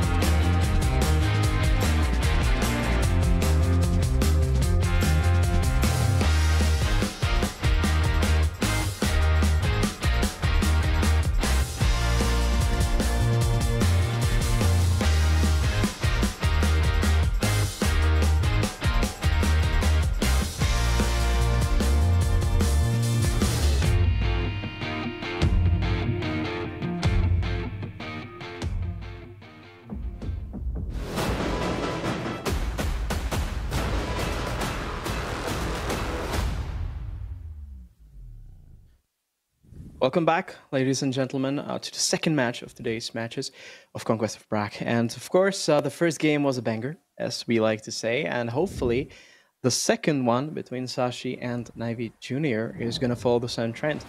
And when it comes to this matchup and the rest of them that are actually going to follow up, which is going to be Gun 5 versus Partizan and Maestro against 500, you still have a lot of CS to watch today. And this one in particular is going to be a match between a Danish and, let's say, a CIS team. Sashi, at least in their core trio, Kabi, Lucky, and Iceberg, managed to go up to 28th position of HLTV ladder. And that's saying something. And they managed to beat quite a lot of, let's say, good opponents lately. And I have the utmost expectations of them in this current matchup. But Navi Jr., Kote, we have to say it's a big favorite in this one. Yeah, what's the specialty of this matchup is fact that through the Tipsport Conquest of Prague, both teams lost against Passion UA. I was really surprised by the words of Krabeni, and maybe surprised in a good way by the words that Passion UA were anti-strutting their playstyle, but they are still believing in themselves, and that they are focusing on their own plays rather than anti-strutting. And this will be crucial in this BO1 as well. We have to remind you, this are the last BO1 series you will see here. After today, only BO3 matches will be on the stream to be seen during the Tipsport Conquest of Prague. And I'm really happy that we will see this format once again. Of course, format hated by many people, but I like it. It's kind of, let's say, funny, but what is most important, it's fast and it's really energetic. It's not about tacticizing, about picking which map and so on. It's just one map and let's go home. Nicely put. I have to concur with what you actually said. I have the same feelings regarding this matter. But right now, we have to look at the veto itself. I think we might be surprised when it comes to the map pick. I'm not sure, but Sashi banning does makes perfect sense. Ooh, ban okay, Mirage. It's Anubis. Okay, like I was thinking maybe Mirage could be played, but judging by the win rate from Sashi and on the other side from Navi Junior, maybe the Anubis makes the most sense, I guess. Probably, yeah. It's not the best map for either of them, that's for sure. And we could hear in the interview that actually Navi Junior, as is statistically said, it was verbally confirmed by the player that Mirage is definitely their first pick when it comes to the quality of their games. So in that regard, I think the Danish side went for the best possible veto. Definitely nuke-centric, that's Sashi, and definitely we're going to look at Tipsport odds right now. And as we said, Navi Junior, clear favorite. You can see it in the odds. So winner of the first pistol round, Navi Junior, 175, 1.75. I think if you're 18 plus, you can actually bet on tipsport.com. And this one is a valuable one to check out and maybe place your hard-earned cash. So we are going to the stage of getting familiar with the actors of this current matchup through webcams. And hopefully we're going to see some absolute cinema from all of those players. Or hopefully not, it depends, of course. On the meaning, yeah. Yeah, maybe let's talk back about the veto.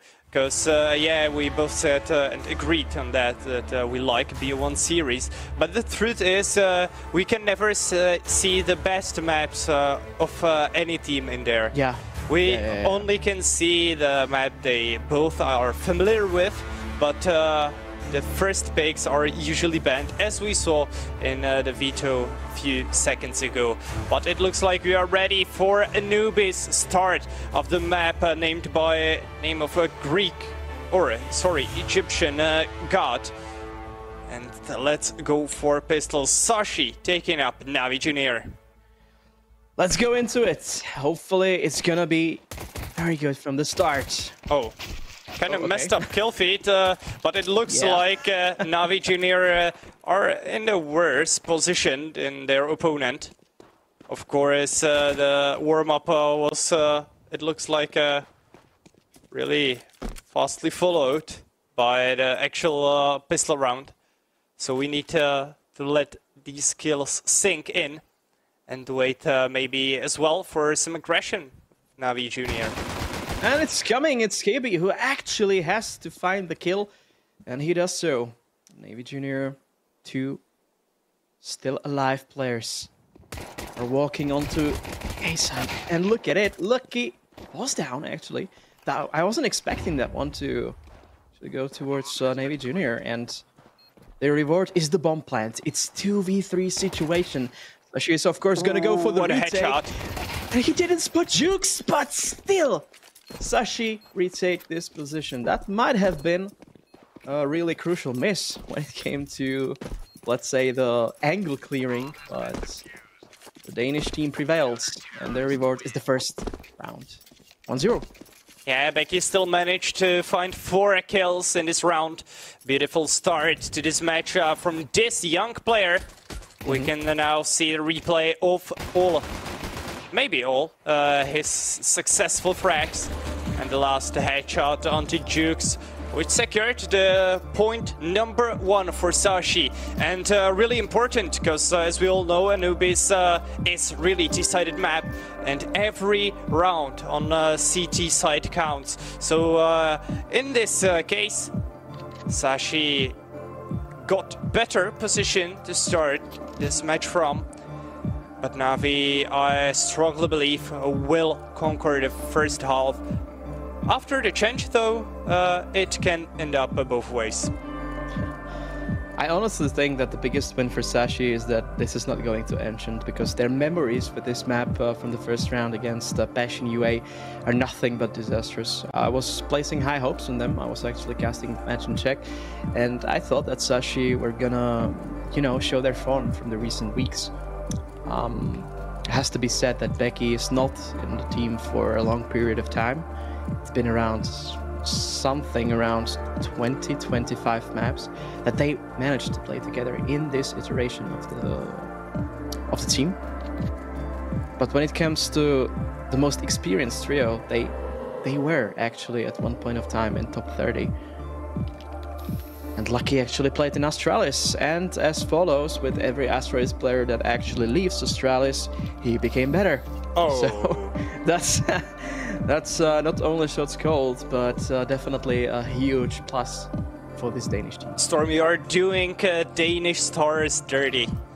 Am I? Yeah, maybe you're right. Anyway, let's get back to this matchup.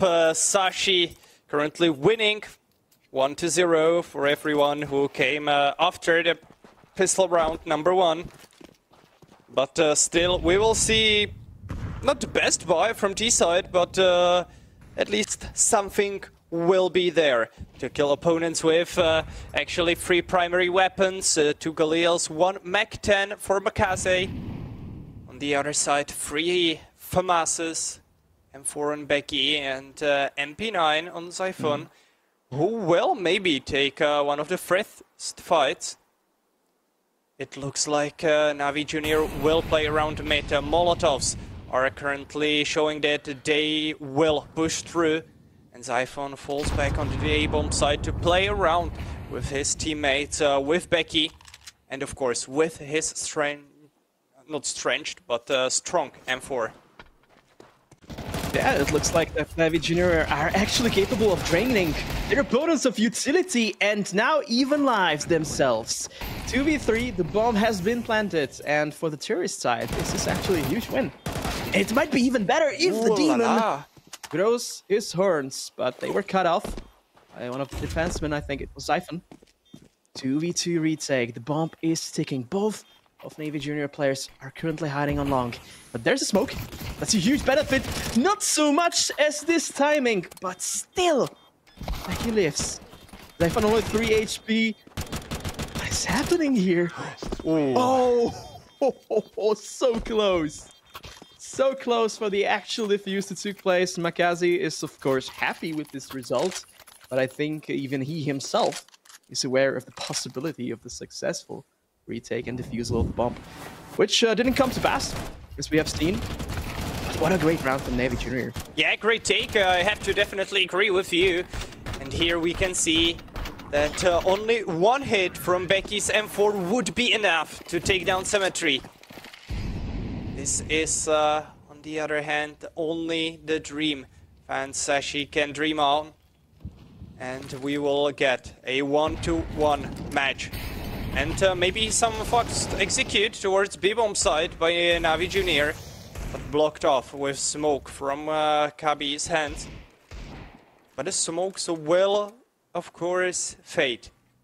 And earlier or later, Navi Junior will definitely play around their utilities. They have much more than their opponents. Only 1 smoke on Iceberg, 4 flashes on belts of different players from Sashi.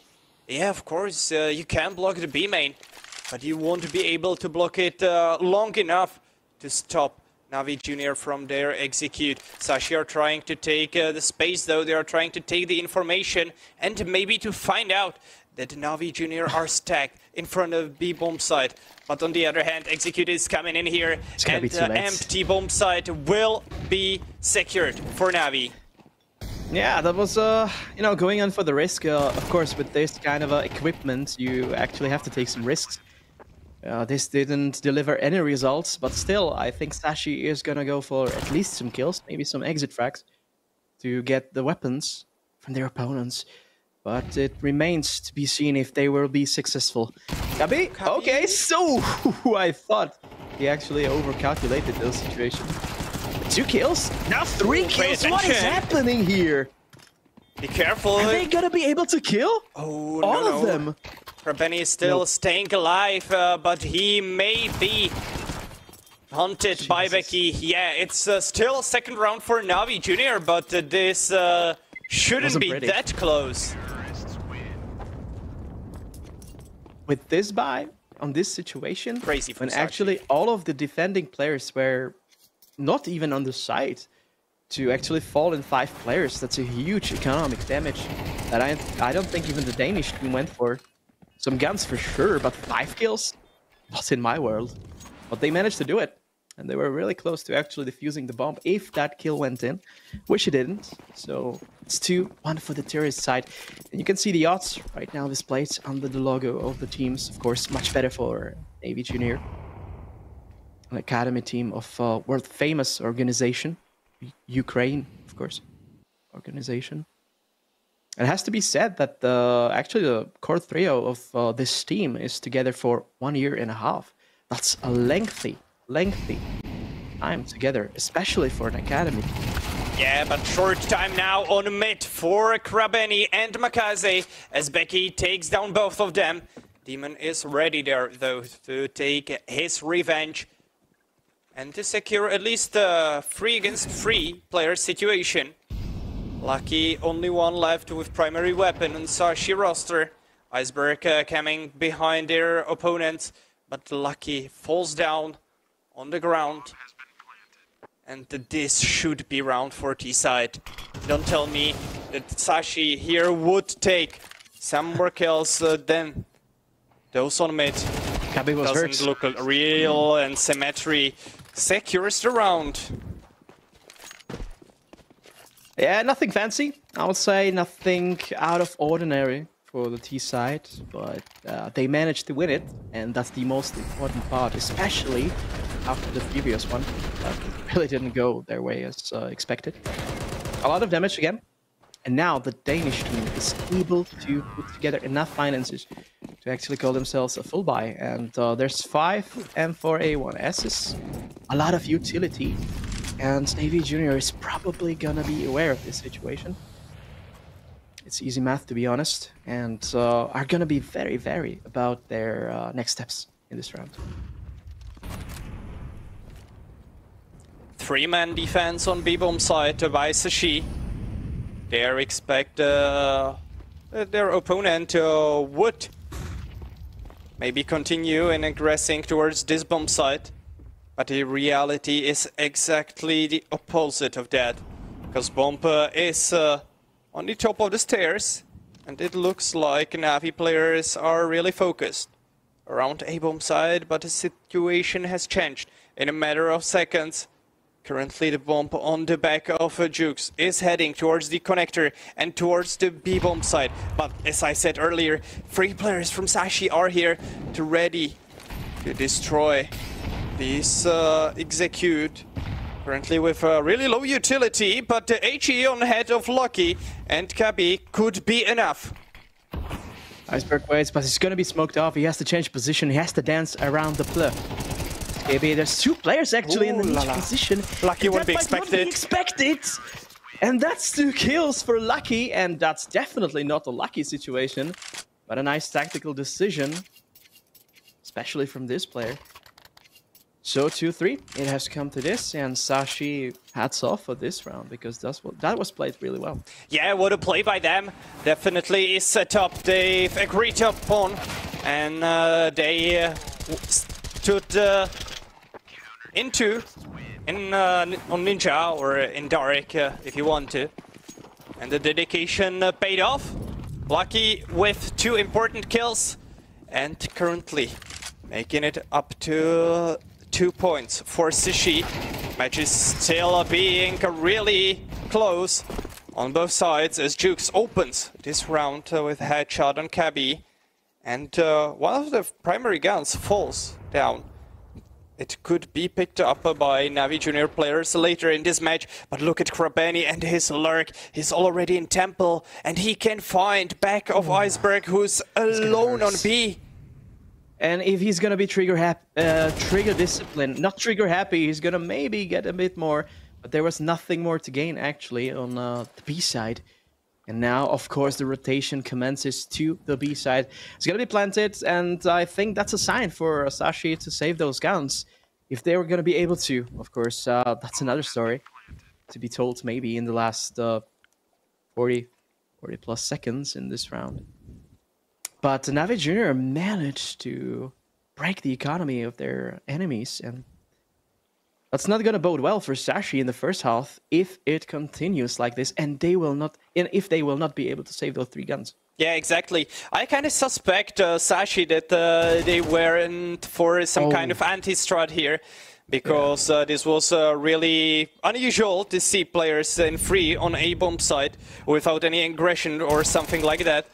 Now we can see some trying to kill both of the remaining players from Sashi. One will be killed, but Lucky should stay alive in A main.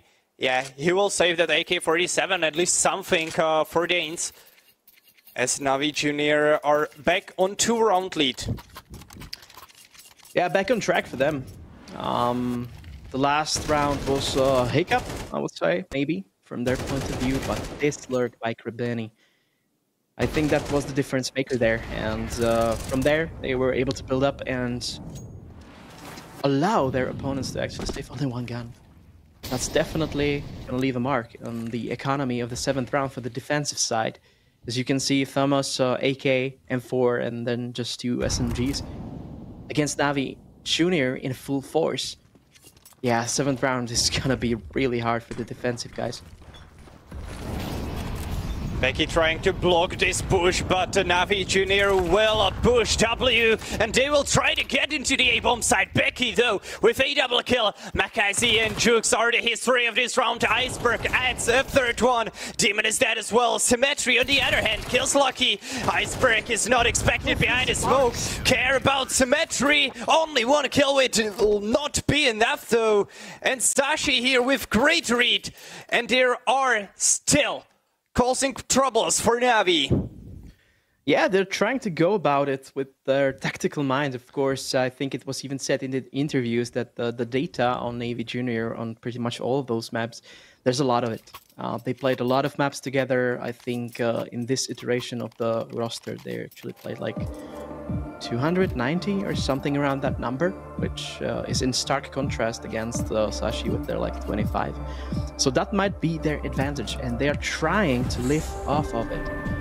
And needless to say, in this round, very successfully, because Becky peaked at the right time just before Smoke was able to materialize. 2 kills that are worth in golds. And it's 3-4. Sashi have the ability, have the time, and have all the needed ingredients to actually do a good half here. Yeah, maybe kind of surprisingly close matchup. 43 on Anubis, really a typical score. And now aggression from Sashi, but it won't pay off as Jukes finds Iceberg and Demon follows up onto Lucky. Siphon kills Demon, but it's still not enough. Still not a good molly. Advantage for Navi, and Makaise makes it better and better. Siphon left alone in 1v3 situation. Jukes alive only with 27 HP, but both Krabeni and Symmetry, they have full HP bars, and they will kill the last opponent as well. 5th round for young Ukrainians. Wow, that was a huge chaos, and it seems like the Academy of Navi is thriving in it. What a great round for them. Not enough to buy properly for some good weapons, as you can see on Jukes, but that was it. This was not supposed to go their way, but I mean, it happened.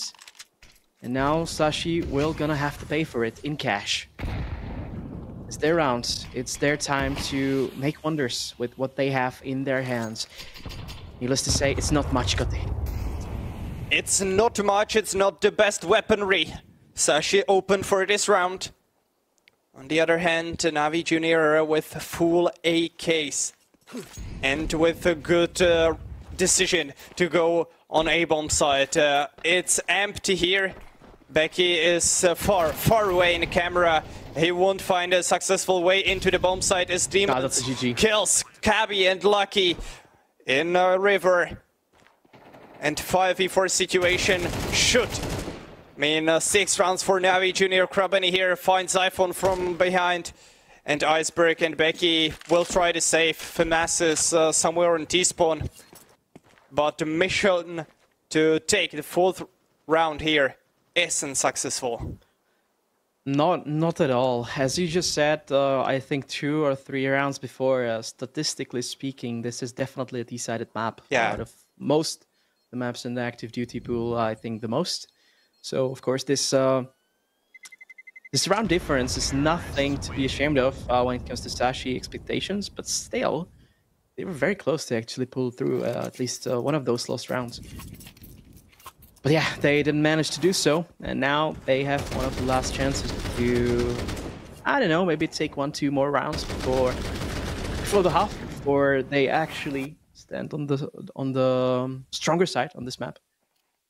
After all, we are really closing in on the end of the first half, so this is one of those rounds you need to get.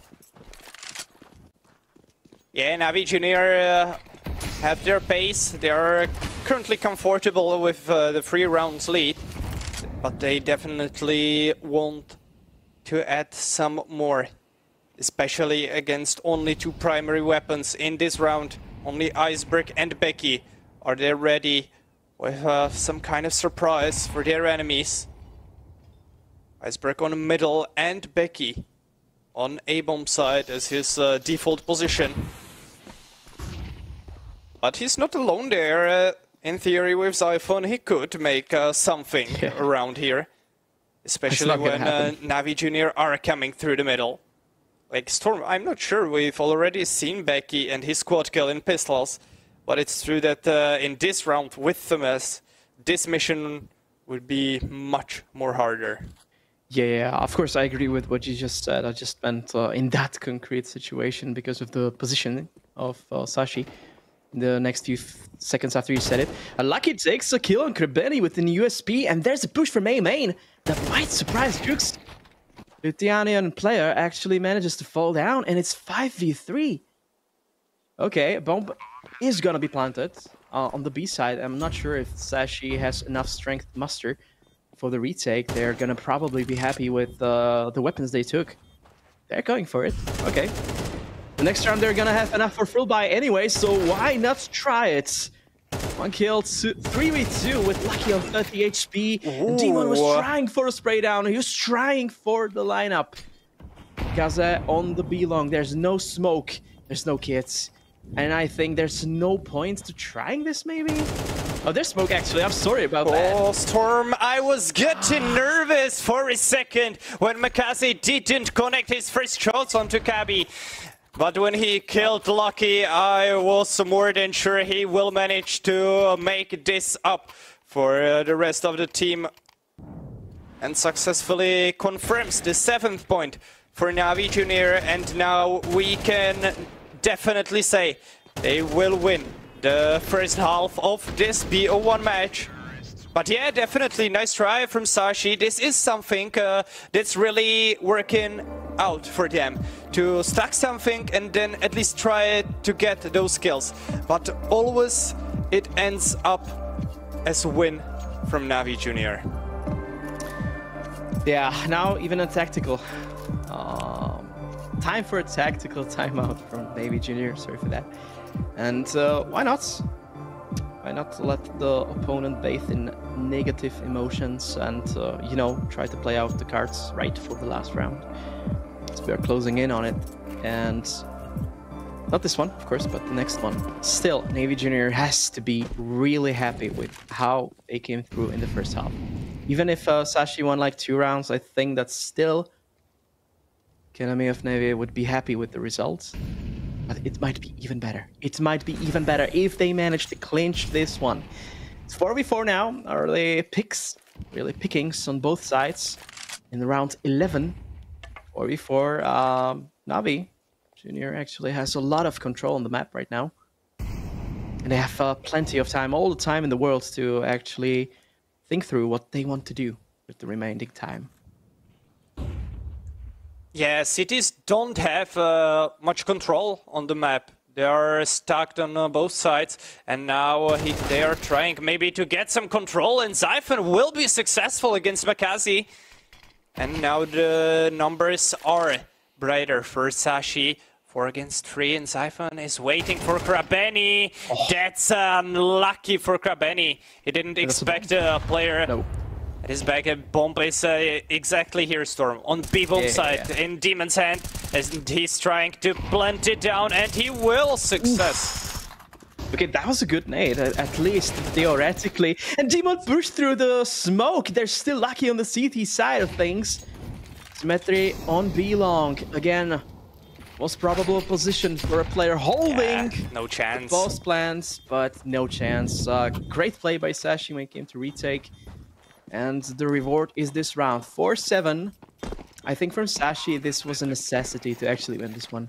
Not economically speaking, because we're still, there's only one round left to play in the first half, but they need to get back on scoreboard, and they managed to do it. You're 100% right, Storm. That was crucial round for Sashi. I think the half 4-8 on City side, Anubis is kind of playable. Definitely more than a 9-3 or something like that. You have to win the pistols, of course. Yeah, you're right. Definitely. In theory, they can show something like Navi, that they lost pistols and then won the second round. That's much harder for CT to then work with economy. But yeah, still, the pistols are a huge helping hand in these kind of problems. Now last round of first half, as Sashi will try to get on 5. On the other hand, Navi Junior would love to take the 8th point with them on the CT side. And they are playing slowly.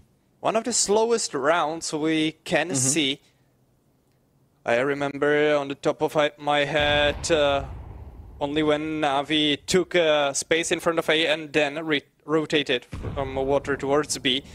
But this kind of slow round could end up wrong. Okay, Jukes is watching Kabi. That's good for Navi.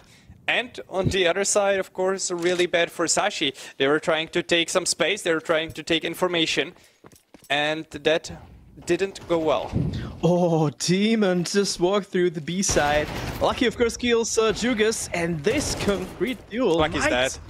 Yeah, be bad for Lucky. He still manages to kill Symmetry with the HE. Typhon for the trade. 2v2 situation. 20 seconds remaining. And the Siphon actually pulls through. It's 2v1 because he has the bomb on his back. And he goes for the right side. It's the A side. It's completely open. There's enough time, just enough time to plant the bomb and get to a safer position when it comes from to the postman positioning. Ooh, and Sashi players are not playing together, Storm. This can be a huge disaster. Makazi left on 3 HP, and he can still continue against Becky, who has defused, so that's more time for him. But AG will end Makazi's life and destiny of first half of this match. 7-5 lead for Navi Junior. But the question remains, will this be enough for second half of this match? Let's find out after a short break. Hej, šéfe, dostanu vás ven. Tady máte Red Bull. Co? Dávám křídla.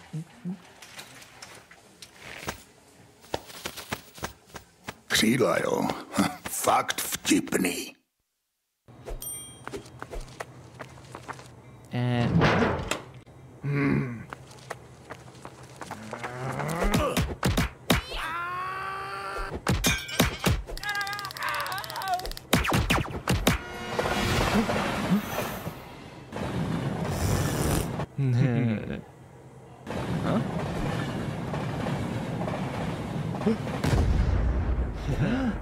KFC patří ke hře. Miliony tiketů, tisíce analýz, nekončící diskuze. Jedině u Tipsportu jsi součástí největší komunity sázkařů. Najdi top sázky v Ticket aréně, přečti si rozbory zápasů a vylepši vlastní tikety o ty nejlepší nápady. Prostě načerpej inspiraci do každého utkání. Tipsport, největší komunita sázkařů. 5-7 as you watch all the important pieces of the previous round. Of course, the closing round of the first half. And Sashi managed to clinch some hope.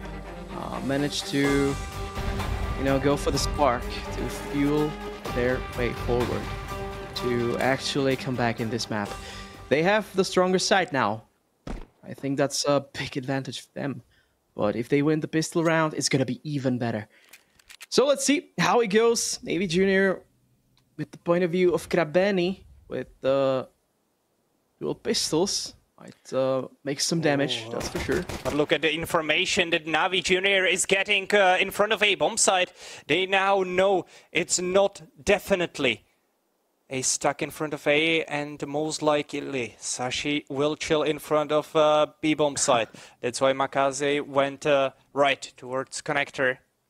And the risk paid off. Only one defender on B bomb site was enough. And thrust into Krabeni was paid off, at least for now, at least for this moment, as mosaic of the second pistol round is slowly being filled. But what now? 50 seconds remaining on the clock. And Sashi are going for rotation, so maybe mid to A? Yeah, it seems like it, because Zyphon didn't spot anyone. There was no presence whatsoever from the CD, so of course they might try that. It makes perfect sense. To be honest, Sashi don't really have any flash. They only have a molly now. And that might prove troublesome for the next few seconds that they are actually going to take. Is it going to be A? Yeah, right now they're going through the Chimera. Only one player. It's Iceberg in the main. He has to get this duel, but he doesn't. Look at those steps.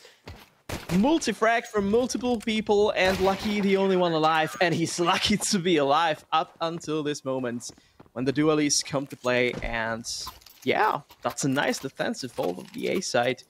A lot of nicely put taps with the pistols. And no chance for Sashi. Yeah, great positions by Navi Junior that they've taken on the side to take it, or to let it remain under their control. I was surprised how slow these pistols were. Extremely slow. That's, I would say, uncharacteristical for Sashi even. But it happens, and it didn't went their way, so maybe they have something to think over for the next pistols in some other matches, but let's leave that behind now. And we've talked about the story that Sashi really needs the pistol round, and that mission was unsuccessful. That means now here comes the eco, and problems for Sashi, because Navi Junior will be on 9 in maybe matters of tenths of seconds. That could be a huge problem. Now Sashi are trying maybe to run in the last seconds towards the B bomb site. Now they are waiting just for their enemies to use as much utils as possible. And that's good for T side to let CT waste all their money they've spent into utils, at least some kind of economical damage. Yeah. But that's the most they can get out of this round. Those Glocks most likely won't make anything. Yeah, here comes the B defense, here comes the trouble. Okay, Zyphon makes it 1v3, but P2000 once again is the magical weapon for Demon, as he kills last man standing on Sashi roster and makes it once again lead by 4 points for Navi Junior. A lot of those pistol kills from Demon definitely correlate with his alias in the game, because that's a demonic presence. Previous round on A, right now on B. There's simply no one to take his life. There's just no chance. And what a way to end the round. 9-5 as you predicted. Of course, that was how the story was written. Sashi, of course, with the basically 0 buy. Buy-in is right now, and the chance to take this round increases dramatically with each AK in their hand. Iceberg trying to pinpoint the location of his next nemesis, but he's not gonna push through the smoke. I think that would be naive. Okay, that was interesting. Confrontation from the canals to the bridge. But Sashi is 4v4. Fanny is gonna go for the kill. But oh my God, 2 kills for Sashi, and this looks like a done deal when it comes to this round, because Makazi the only one alive against 3, and of course that's going to be a team time. There's nothing to do, but, you know, I don't know, count the sheeps till the next respawn. definitely not going for the retake. Yeah, nothing went in favor to Navi Junior in here. 10 point will still not be reached in this round. On the other hand, Sashi are slowly coming back into the match with 6 on the scoreboard, which will be there written in a few seconds after, of course, the bomb explosion on A-bomb side. And nice mid-aggression, we have to say that. Although Jukes found the open in water, instant refrag was there on point from guys who were crossing the bridge. And they were ready to find a kill on this Lithuanian sniper. Not sniper, but rifler, of course. Navi Junior. And now we can see how it all went wrong on mid. As Zyphon did 2 kills. And now he can add more. Because, for example, Demon is there without primary weapon. Symmetry, quote-unquote, only with Scout. And Jukes with FMS. Definitely not the best buy. Cities can afford, but they didn't have money, of course, to buy something stronger. And they are actually able to do some weird buys like this, because they have a really neat run difference, but that might end in a few minutes. Iceberg takes care of one opponent, Skrbani from Chimera. Definitely not just watching the situation, but actively playing it. 4v4 situation with Skrbani on 25 HP, not so much. And I'm not sure, I think, yeah, from the positioning and from what we can see on the radar, it's definitely a safe call, and that's a safe call, yeah. Yeah, it was either eco for a next round for Navi, or trying to save these weapons they already have. I can see a scenario where Demon finds some kind of exit frag or something, but not in this round. Enemies are too far away, all are saving through water. Only Lucky is waiting for a bomb explosion, just to avoid some kind of ninja defuse or something like that. Of course, nothing comes here from Navi Juniors. As we said, they will save their weapons, and Sashi will celebrate next round. It's already 7th they managed to get. And now they will try to succeed once again. Yes, sadly for the Danish team, we have to say, without like being too negative about it, but still we have to say it. Kabi and especially Iceberg, for me, to be honest, from his recent form, they're not performing well on this map. Yeah, you're right. And it's a big wonder that Sashi actually managed to clinch 7 rounds. If they do not improve, it's gonna be much harder. And Kazi actually makes it much harder. He peaks. And that was a double, maybe triple peak from Navi Junior. They managed to pay for it, actually, with blood. That was not something that went well for them. 4v4 situation, and Navi Junior with still 2 guys on only a pistol. Yeah, Makazi had a huge chance to make it 5-3. But Iceberg was ready there with his crosshair, and despite only 10 HP on the bar, is still making it successfully. But Jukes here with at least HPs. 1 kill. Yeah. And the HPs are still really low on Iceberg. I'm surprised he's still standing. But 10 is still enough to find maybe some success. But he's going alone. What are Sashi trying to do here? Maybe Iceberg will be the player. We'll watch behind while the rest players of Sashi will attack a bomb site. Yeah, that's the threat they are going for. No. Iceberg, though, didn't check his left side. Now he will look at Jukes, and he will kill him. Demon is ready for refrag, of course, but it makes only 2v2. Okay, it all went well for Iceberg until it didn't. And now it's Skrbani with his teammate Demon that actually have to do this. Lucky turns around, gets 1, but doesn't get 2. That means 10 for Navi Junior, double digits for them. And Sashi are gonna have their hands, their heads in their hands probably, because this was definitely winnable after the kill of Iceberg. But he was too optimistic about the positioning of the rest of the players on the defensive side, and after the kill, he basically fell down to Demon without any chance to frag him himself. And what a crucial round for Navy Junior. Yeah, force from previous round was enough in this case. And this may be one of the screws to the coffin of Sashi in this matchup. But let's not make it fast here. Sashi are still standing. Navi Junior have to make 3 more rounds to win and secure the 2-1 record in Swiss stage.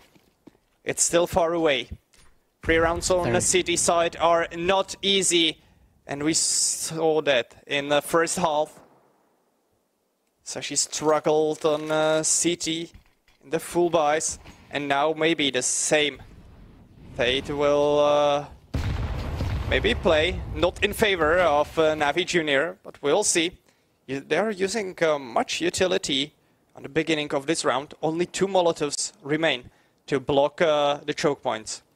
Yeah, that's the worry for me as well, because they don't have any smokes to hold on for retakes. If Sashi managed to pull through on the B side, and Makazi has to go down somewhere a bit more safe, because there's a visibility from B-Long, and Kabi was so close getting the first kill. Oh, what is this duel? Becky manages to get it. Benny replies quite promptly.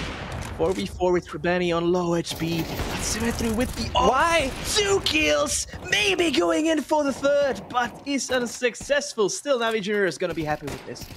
Becky, the newest addition to the Sashi team, it's off on his back. But he has to fall down as well to his knees and submit to his opponent, at least in that round. And Navi Junior win this one as well, so they're very close. 2 rounds remain for them to win, to actually close down this match. And Sashi are in deep trouble. In deep trouble indeed, and I was surprised. Yeah, for how long this duel between Makazi and Becky was taking. And maybe even more, I was surprised by this peek from Lucky. He probably didn't expect that Symmetry will still hold the same angle from where he killed one of his opponents. But Lucky stood short in this fight with a huge disadvantage from his gun. Kote, look at this confidence from Navi Junior. They probably were able to calculate that Sashi are not gonna have enough money to buy fully, and they still went for the info. They still went for the kill on the A main, and that's no easy feat against pistols that might be close range. And it just shows that Navi Junior are comfortable in this match, are comfortable with their skills. But that wasn't enough for this skill. Iceberg came on top, and Might came on top with the second. Ooh, I thought 3v3, there's hope left. There's hope left, Koti. Yeah, I thought his running Tech-9 will cause much more damage. Kabi left alone here, only 5 HP to work with. He won't be successful. But I was scared when I saw Tech-9 in Iceberg's hands. I was smelling some trouble, but nothing came true. And before first match point for Navi Junior, we will see a tactical timeout. I wouldn't be surprised if it were from Sashi. They have nothing left. They have to win 5 rounds in a row. They can't. They're running on fumes. Yeah. They can't. Sorry to barge in. But yeah, they're running on fumes, and they have to basically win each and every round that is upon them, and that's gonna be a very troublesome story to be written, because they didn't actually, seem confident in taking sides, let alone winning those rounds. Now I have to win 5 of those against extremely confident Navy Junior, and that's a story that's not gonna pass for me, unfortunately, if nothing changes. And the changes have to be dramatic. But yeah, the Tech-9 drive-by that actually happened on the B side was very dangerous. Danish team came close, but not close enough. Navi Junior are today working like working team. Even though Makazi is the FPL tryhard, has only 9 kills, the rest of players are on point and are really good. on Anubis in this matchup against Sashi, who can't miss a single round right now. Again, just like in the 18th round, we can see that Navi Junior don't have much utility left. They choked already on all points. Now they hope that the one volley will be enough, or double pick from Cave, but this won't be enough against Becky. And a 3v4 from defense, as Krabeni is the only player left on B-bomb side, but a nice push from Jukes. Cappy on the other hand finds the headshot on Krabeni. B-bomb side secured, bomb has been planted for Sashi, as Jukes and Symmetry will continue pushing from connector. That's gonna be hard. I was about to say that there's one AVP that the big green is not gonna come into play. Jukes, on the other hand, gets one, but still has to get two to actually win this round. He has a smoke, he has a molly and a flash, so that's a lot of utility to go around in this retake, but no, he's not gonna commit, and Sashi are waiting. And they're doing the best thing they can, actually waiting for the sound cues, waiting for something, but nothing is given on either side. So basically, nothing will happen till the end. 12-8, first of many to come for Sashi if they are about to contest for the overtime. Still remains as a big question, maybe a big question for you guys in the chat. If you think that Sashi will be able to do it, get into the overtime, let us know. Might be kind of funny to see how many of you will believe in that. It's gonna be hard for sure. Yeah, if you ask me, I should remain, let's say, exactly in between the both sides. But my personal opinion is that Navi Junior will make it. Despite the fact they are on the, let's say, harder side on this map, but 4 match points should be enough for them. They play good during this match, during the whole day. And Sashi, on the other hand, struggled in many rounds, and many of them were close, maybe closer than we expect. It's apparent. I think Navi Junior has enough, I would say, the moral integrity to pull this one through. They have the quality, they are aware of it, and this one round that they actually lost probably doesn't mean anything on the, greater scope of things in this specific matchup. But it's the 21st round, and Sashi, again, has to think something. That's gonna surprise their opponents. Again, not enough grenades on Navi Junior's side to hold on till the late round. They have to go for the duels, and Krabeni is officially successful in the first one. He's opening all this round. 5v4, and Sashi have a lot to think over, especially with the smoke if they manage to go for the B side, but I don't think so. Yeah, I must... Maybe. Hard to It doesn't tell. seem like it from it didn't seem like it from the radar, but now it does. Yeah. Now it's a B split with 2 smoke, one onto the cross, one into the temple, and Molly will take Symmetry's position away, but he'll still try to zoom the left side. He will be successful, at least for one shot. Kapi will end his King State though. Makazi and Demon are here on retake, and Kapi has to take it into his hands, but won't be successful. Here comes the defuse, and here comes the 13 point for Navi Junior, as they are marking their way into the 2-1 matchup. Wow, what a game. I think the round was closer than the actual gameplay suggested. Now you can see the 5 Knights who won this round. It's 2-1 for them in the odds when it comes to the Swiss system of Conquest of Prague. They're really close to actually being able to contest for the Conquest of Prague. Anyways, 13-8, I would say a dominant showing, honestly, from Navi Junior. They always had a grip on most of those rounds. really confident individually, and Sashi didn't really have anything to work with, especially in the second half. Only 3 rounds on T side, that's not a good showing for them. Yeah, you're definitely right. Losing of pistols did them dirty. Although during the first half, I have to say, there were a few rounds where I was really scared for Navi Junior, especially where Sashi had only pistols or something like that. They stuck to one position on site, and then they went for the beat retake. Well, GG though.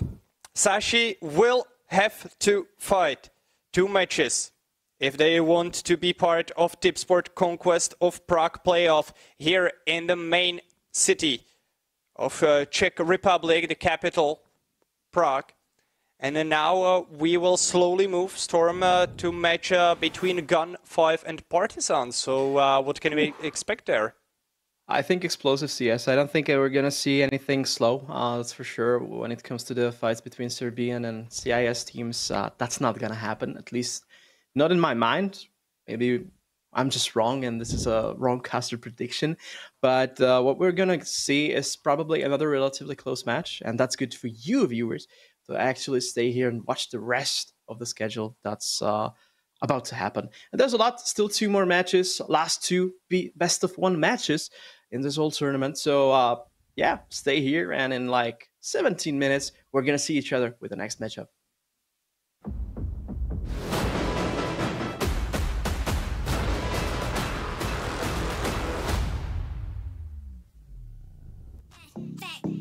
Would you let me go? No, you never come back.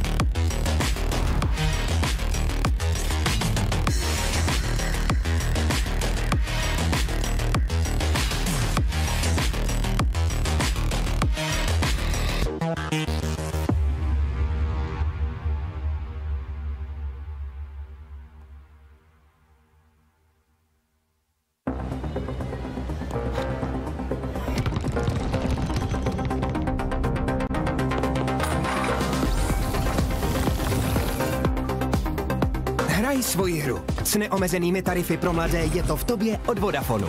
Teď s Apple RTGem za 1 korunu.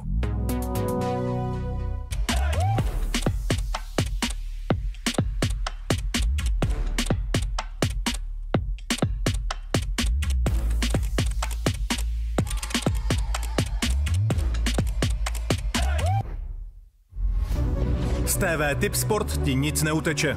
Nikde jinde nenajdeš všechny zápasy Tipsport Extraligy. Nejlepší MMA, domácí i světový fotbal, tenis, basket a ještě mnohem víc. Prostě všechny streamy na jednom místě. Tipsport, největší komunita sázkařů.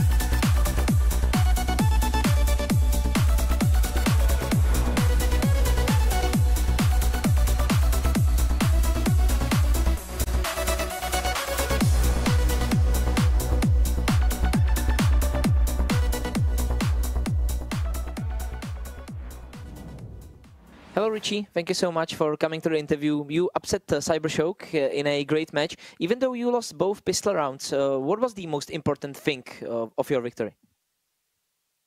To be honest, I don't know. I think we were a little bit lucky. I didn't think we played so well in the game, but we had some key rounds, like some 1v3s, some decisive clutches, which helped us win that game. From the previous matches, it looks like Cybershock are not in a great form right now. Did you feel that from your opponent? Yeah, I did feel that. I felt also that they were a little bit predictable in the way they played on Mirage, so yeah. Before the overtime, you lost a 3 match point lead. Was it hard for you mentally? Was there anything you said to yourself or to the team before the overtime? Yeah, of course. It was a bit rough, but I think we quickly talked about it and we said, let's just give it everything, and in the end, it was good. How important was the victory, since you needed at least one of the best of one victory to make your qualifying chances bigger? Of course, it was very important, but it's not done yet. So we hope to get to the LAN. That is our goal, and let's see if we can do it. In that case, do you consider maybe this match the key match of the whole tournament, since after winning 2 best of ones, there is a pretty big chance to make it? Yeah, for sure. I think if we win today, we have a big chance to make it, and we're just gonna give it everything, and I think we have okay chances to win today. For sure. Against 500, you will be yet again underdogs. The chance is still there, but by Tipsport odds, you are the underdogs. Is that a better situation for you mentally, or is that a bit tough? You have nothing to lose, but you are still underestimated. For us, it's better, I think, because the teams underestimate us, just like last time Cybershock underestimated us, for sure. And I think it's really good. We play with not so much stress, and we are able to kind of surprise them. So it's good. Yeah. So what do you think will be the most important thing in today's match? I think just play our own game, give it everything, and we see what happens. Okay. Thank you so much for the interview, and good luck. You're welcome. Thank you.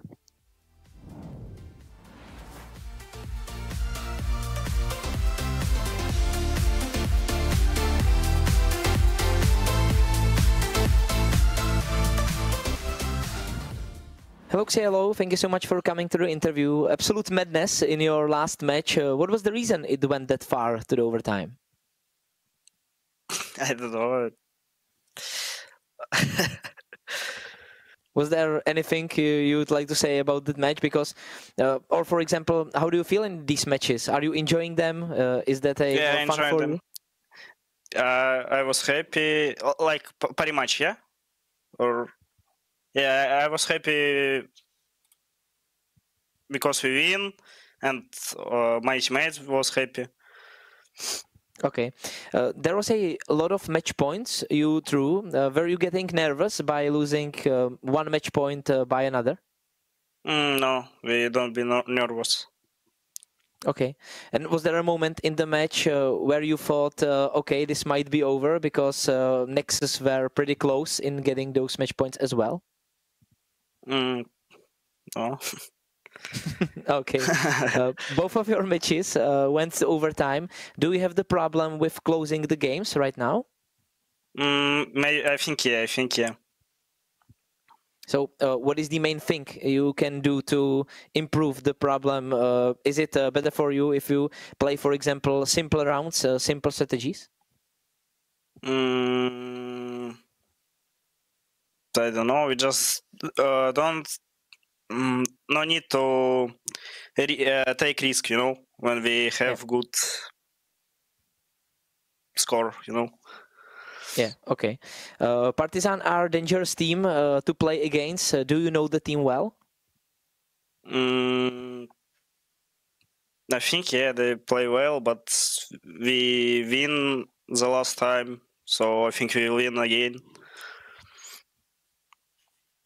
Okay, and what is the main thing you are struggling right now with? I don't know. Okay, thank you so much for the interview and good luck for the match. Thank you.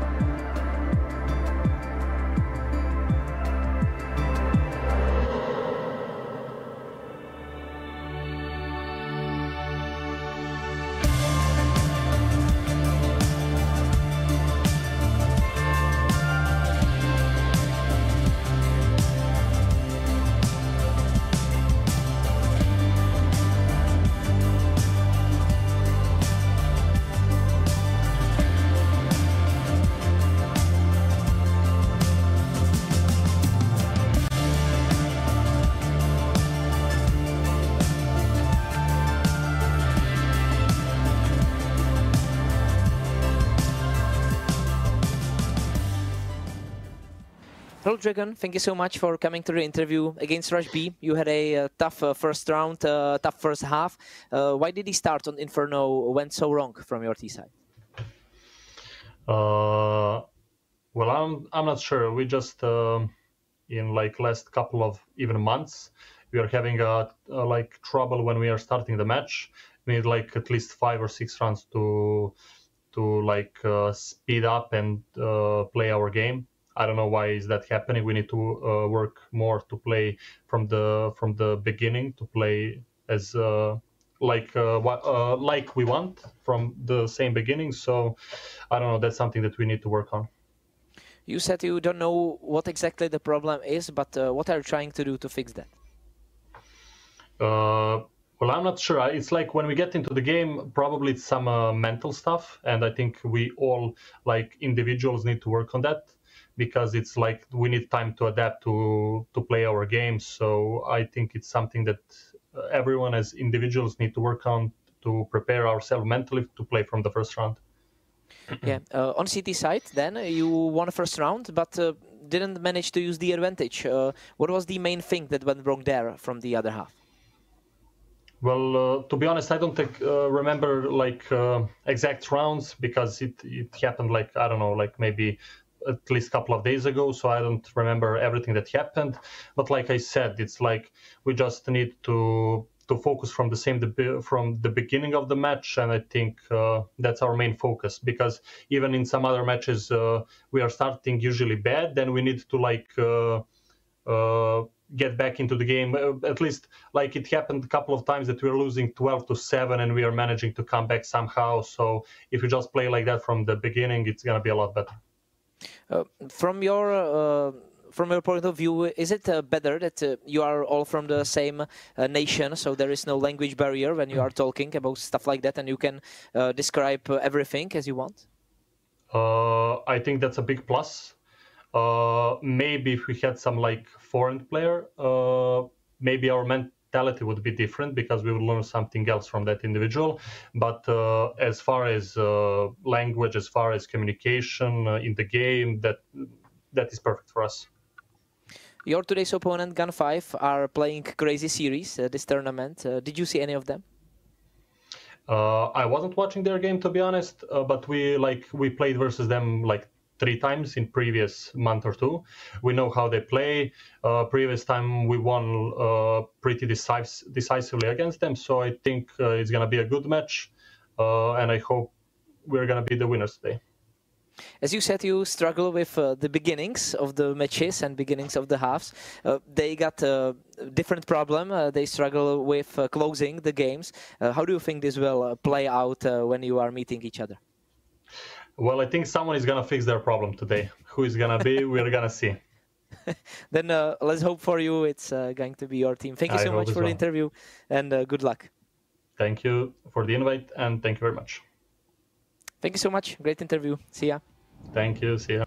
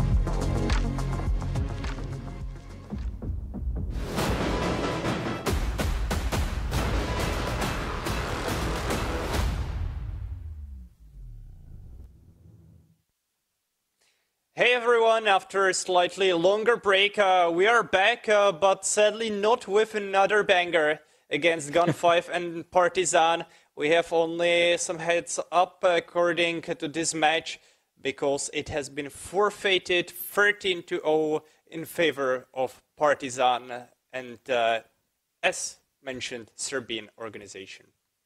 Yeah, the reason is that Gun 5 were playing other tournaments, other league, and they were not up to par when it came to time to actually go and play this match that was scheduled to, I think, around 7 originally. So that's the reason. That's according to the rules. So now you have all the information you need. And circa around the 16-minute break, you can see there, we're going to be back with the last match of the day between Maestro and 500. And hopefully that's going to be a banger. So as you can see, this is the updated schedule, including the forfeit win for Partizan. So the team can actually celebrate the victory, even though I think they would prefer to do it on the server themselves. And the last match around 8 mark, Maestro and 500. So stay tuned. We'll be back very shortly, and this definitely should come into play. So see you till then, and looking forward to it.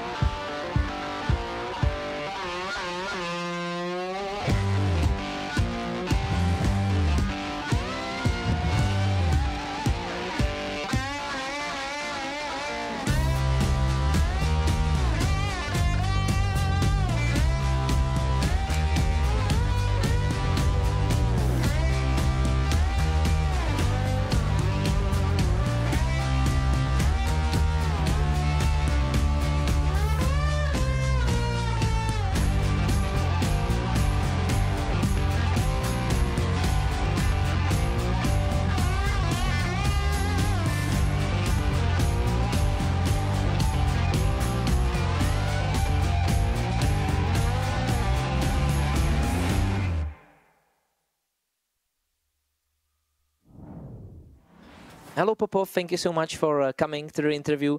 You lost the match in the second half against ENG. Even after the good start, what were the biggest mistakes you think you made on the CT side? Well, there were two main crucial rounds. On 9-7, we lost. They were on a half-buy, and we just lost that round. Kaspelski entered A with a sick 1 dick, and we couldn't recover. And after that, we had a situation where we were in a 4v3 and just played to split up. So it was just unlucky for us. When looking back, is that a match that you can take a lot of from? Of course, we rewatched our match, evaluated what we need to do better and worse, and that's it. When it comes to your map pool right now, what are the maps you feel confident right now on? Like, what are the normal maps for a team that just changed the player? Like, we're comfortable in Inferno, Mirage, these kinds of maps. Maestro made a big upset against Cybershock. Do you consider them as a strong opponent, or did they just came on top because Cybershock are not in a great form right now? Well, we're not gonna take the match easily. Like, we want to take it serious and not, how should I say it, overlook them. How familiar are you with the team and their players? I think we played a lot of Face-It Cups versus them back in the days, like at the end of CSGO, but since then, not at all. You are a kind of big favorites in the match. Is there anything specific you do to not underestimate your opponent? I think we just take our match like we take any other match. Yeah, that sounds simple and useful. Thank you so much for the interview, and good luck to the match. Thank you, bro. Thank you. Have a nice day.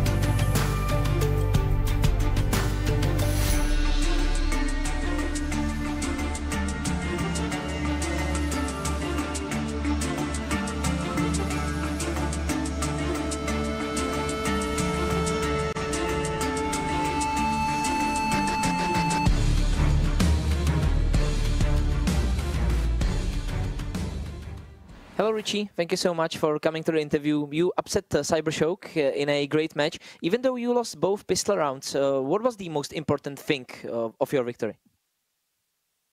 To be honest, I don't know. I think we were a little bit lucky. I didn't think we played so well in the game, but we had some key rounds, like some 1v3s, some decisive clutches, which helped us win that game. From the previous matches, it looks like Cybershock are not in a great form right now. Did you feel that from your opponent? Yeah, I did feel that. I felt also that they were a little bit predictable in the way they played on Mirage, so yeah. Before the overtime, you lost a 3-match point lead. Was it hard for you mentally? Was there anything you said to yourself or to the team before the overtime? Yeah, of course. It was a bit rough, but I think we quickly talked about it and we said, let's just give it everything, and in the end, it was good. How important was the victory, since you needed at least one of the best of one victory to make your qualifying chances bigger? Of course, it was very important, but it's not done yet. So we hope to get to the LAN. That is our goal, and let's see if we can do it. In that case, do you consider maybe this match the key match of the whole tournament, since after winning 2 best of ones, there is a pretty big chance to make it? Yeah, for sure. I think if we win today, we have a big chance to make it, and we're just gonna give it everything, and I think we have okay chances to win today. For sure. Against 500, you will be yet again underdogs. The chance is still there, but by Tipsport odds, you are the underdogs. Is that a better situation for you mentally, or is that a bit tough? You have nothing to lose, but you are still underestimated. For us, it's better, I think, because the teams underestimate us, just like last time Cybershock underestimated us, for sure. And I think it's really good. We play with not so much stress, and we are able to kind of surprise them. So it's good. Yeah. So what do you think will be the most important thing in today's match? I think just play our own game, give it everything, and we see what happens. Okay, thank you so much for the interview and good luck. You're welcome. Thank you.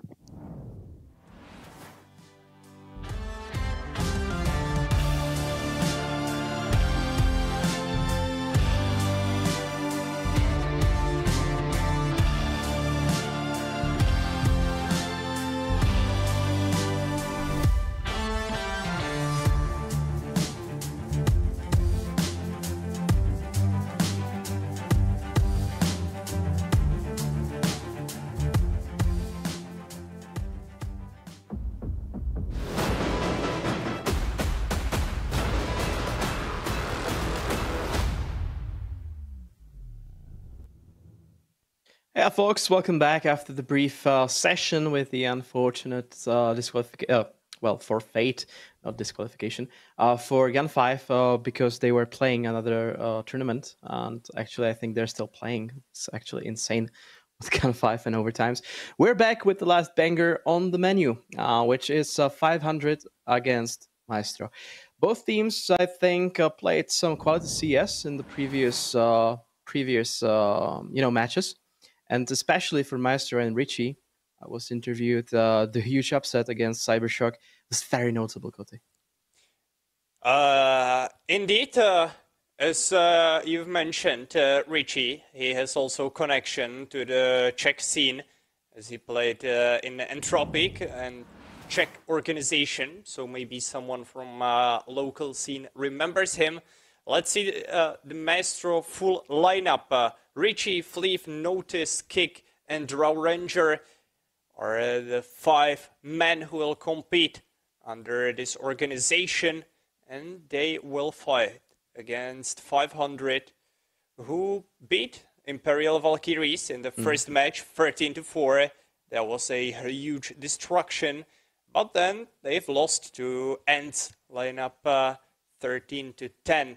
So now they are ready to maybe somehow connect their third match with their first, and they are looking to beat Maestro roster, and we will see how will it all end.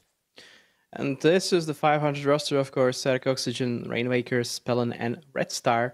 And these 5 guys are definitely the favorites on paper, but as we have seen, as we have just told you, Maestro is, I think, a masterclass in upsetting, because even after ends in the first round, it was 6-13, but not a bad showing, as the score suggested. And right now, we have the veto ready for you to actually engage with. Yeah, we cannot see Train. I think that's a wise choice by the Bulgarian 500 team. The Dust 2, and now it's Inferno. Okay. The problem with this veto is that, of course, when it comes to Maestro, there's just not enough data. As it comes, the HLTV that they actually played the matches are not too frequent. Actually, they only played 2 in this iteration of the roster, and both of those were actually within the boundaries of Conquest of Prague. So Inferno, I would say, maybe a better fit for 500, as they played like 15 times, 60% win rate. They actually pick it quite a lot, like 46% of times. So I think from their point of view, that's a huge win. Yeah, and also that's why they are a huge favorite in this matchup. Odds are 1.30 on their side. On the other hand, 3.03 on Maestro. So it seems like Maestro will be a huge underdog today, and as I've mentioned earlier, on Inferno, it all started here on Tipsport Conquest of Prague against Imperial Valkyries. So we will see if Maestro will be tougher opponent or the story will be totally one-sided once again for Bulgarian 5-stack. Well, I have to admit, I haven't seen much from Maestro. Storm, did you cast anything on their side? The previous round against Cybershock, I actually casted it in Czech, and I gotta say that Maestro made a good impression on me. They almost won it in the standard time before it went to overtime. They actually had 3 match points, which is quite a lot, to be honest, against a team of a caliber like Cybershock.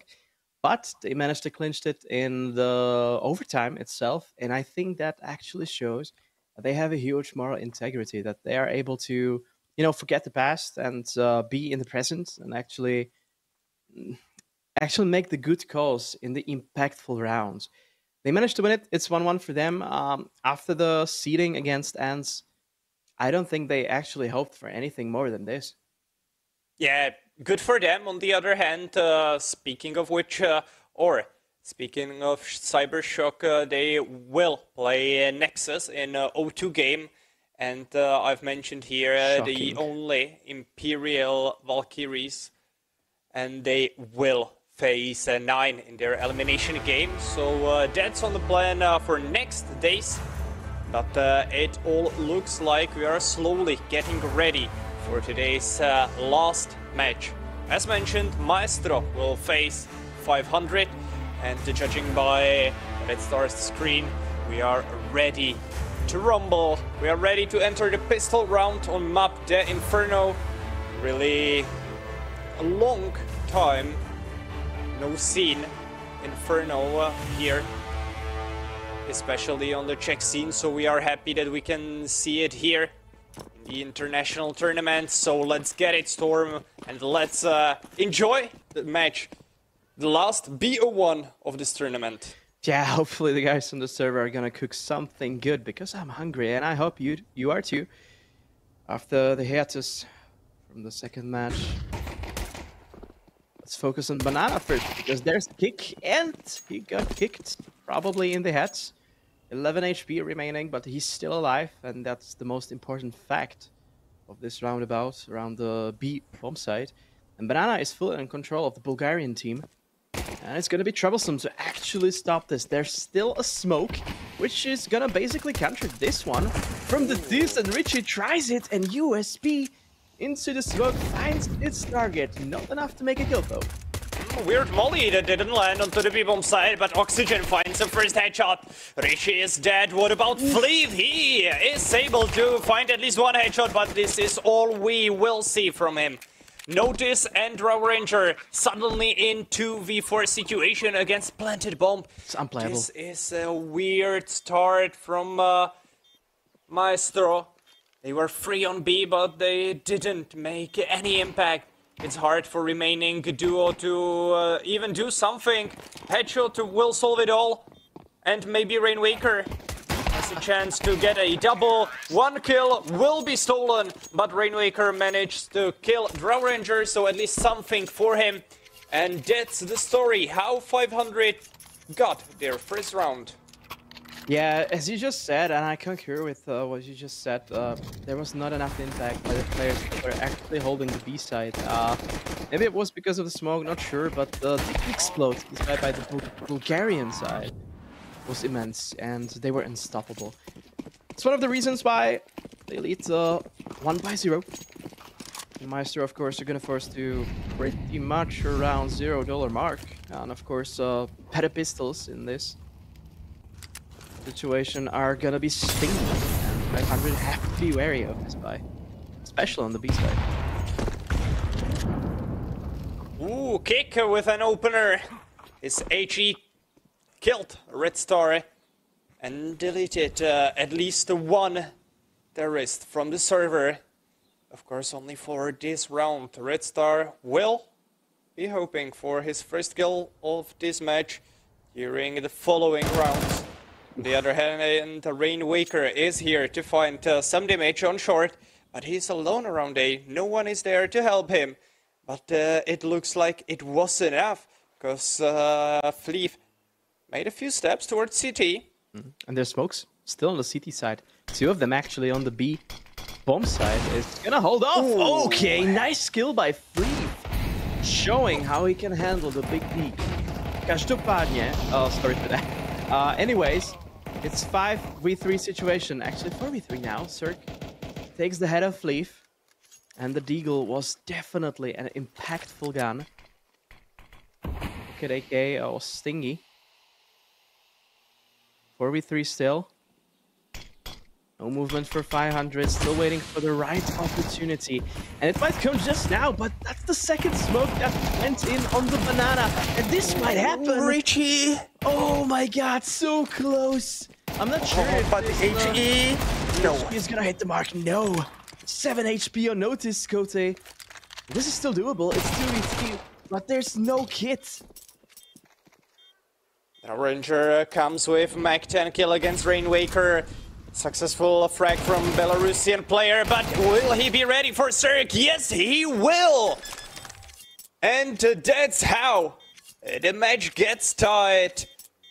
Impossible came into reality as Maestro takes their first in a round where their chances were close to 0. But they managed to surprise 500 around the B-bomb side. There was, let's say, maybe too easy to call this threat for 500, but so hard to master, so hard to really take the usage of that. And Drone Ranger utilized that Mac 10 he took from Banana as best as he could. And now, suddenly, out of nowhere, economy troubles are here for 500. Yeah, the also definitely shifting in favor of the CDs. What an impactful round for them, and I think mostly even thanks to the utility we have mentioned in the round before. It's much harder for 500 to get into this side. Hats off to Maestro. They continue to surprise even now. But let's see how the third round plays out. There's still a lot of frag capacity to be played out by 500 in the gun. 7 King has to go behind the triple, and that's not enough. 2 kills by the Bulgarian side, and a deep smoke on CT means that this is gonna definitely go down. I'm talking about the home plant, of course. And it's 3v4. I think this is definitely a safe situation, especially given that there are 2 M4s. 1 Galil, you don't want to lose that. Not after the previous round. A 500 might celebrate early. I can imagine a universe where Flea finds 1 headshot and suddenly Maestro will try to retake, but it's too late now. He can't risk it. He has to back off from this position, as well as 500, because the bomb will explode soon. And this will be second round for the T side. It's really impressive how we are still talking somewhat about Inferno. It's maybe a CT-sided map, but actually T's are really strong here, and they can make huge problems to their opponent. So that's why Maestro will have to play safe, play really careful. Every single mistake will be actually really fast, possibly their last for a few rounds, because their economy is not looking good. Yeah, it's a bit of a shamble, to be honest. This round is gonna decide, well, especially this people are gonna move on from this capacity. They made a risk, they went pretty much all in, and now they have to pay the dividends of this effort. With numbers on their bank accounts. 500 are of course gonna be against it, but look at this push for information from the apartments. 2 players, it's a lot of info. You don't see anyone on the mid, not even on the suicide, and these might come in handy. Of course, I'm talking about the sneaky kills that might come. I'm not sure if anybody's gonna notice, no pun intended. This is a great position And look at the backstab from the ramp as the 500 are actually setting up for the B take. And Drow Ranger so close. You can almost feel the opposition pressing on. Yeah, this will be a huge problem. No, Cirque checks it. How on earth did he manage to read this play? Okay, never mind. Here comes notice. Here comes the second kill on the Cirque. But Rainwaker is in great position. Not only he kills Fleef, but Kick is on low HP as well. And this round is, I don't want to say over, but chances to Maestro are almost as safe as in the last round. Yeah, extremely slim, and that's why we are actually seeing both of those players saving. I think that's the only logical conclusion to whatever transpired on the A side. Logical one, for sure. Of course, let's say financially savvy. But hopefully for Maestro, they will gonna be able to save it. Yeah, that's just not enough time for 500 to go through banana to the sky, too many angles. So at least something from this round for the CD side, but I don't know, it's something, but is it a lot? I don't think so, Kote. Me neither. That's not a lot at all. Let's remember the most crucial parts of last round. And that's how 500 took a 2-round lead. And maybe it will be even bigger and larger. Because Maestro here only with 2 primary weapons. And 1 is already down together with Kick. Cirque is ready to follow up, but only with 18 HP. So maybe his faith is soon to be over. But Rainwaker takes care of notice. How about Richie? He needs to find multi-kill, and he is not successful in this task. Oxygen, which is kind of funny, but stole his ability to gain oxygen. That's for sure, yeah. Yeah, to breathe, that was the word I was looking for, of course. You said it right, I think, honestly. But yeah, this is a round that has probably a slim to none chance for Fleef to live through, I don't know, 1 confrontation maybe? 37 HP, of course the triple position means that he has a bit of an upper hand on Red Star in the water. And obviously he can't swim anymore because he was deprived of his head. 2v4 and Drow Ranger so close! And there's not enough HP on Spell and on Cirque. But 500 actually take the A side and take this round with it. Because Fleef, I don't think he has any chance to do anything impactful in the remaining 40 or so seconds. And he's gonna clinch to this weapon that he holds very close in his hands. First it's M4A1S. But this is not enough for Maestro. They're on the CT side. They're losing 1 round after the other. They're not able to build the economy and these scrapes that they are able to carry to the other rounds. That's just not enough. They're losing too much manpower in each of those rounds. Not enough to build an economy, not enough to win rounds. Yeah, so close yet so far on mid for Drow Ranger. If he got a second kill on Cirque, he would fight Spellen in 1v1 situation and everything could be different. But that's not the story of 5th round in this match. It's 500 with such an elegant way to finish off the previous round, and now we have some tactical break. No, it's tech pause, so hopefully it won't be long. Yeah, let's hope so. Well, it seems it didn't have a lot of time spent in the technical pause. And we're back, yeah, seems like it. Maestro has to pull through. This is a very crucial round in the first half, and given their bye, essentially really a full buy. There's no AVP, of course, so limited nades. But still, this is definitely a competitive buy for them, and they have to this round and think about going into the second round with some chance of, you know, playing for a good result. Who knows, even winning it still. Well, 5v5, 115, upper banana in control of 500.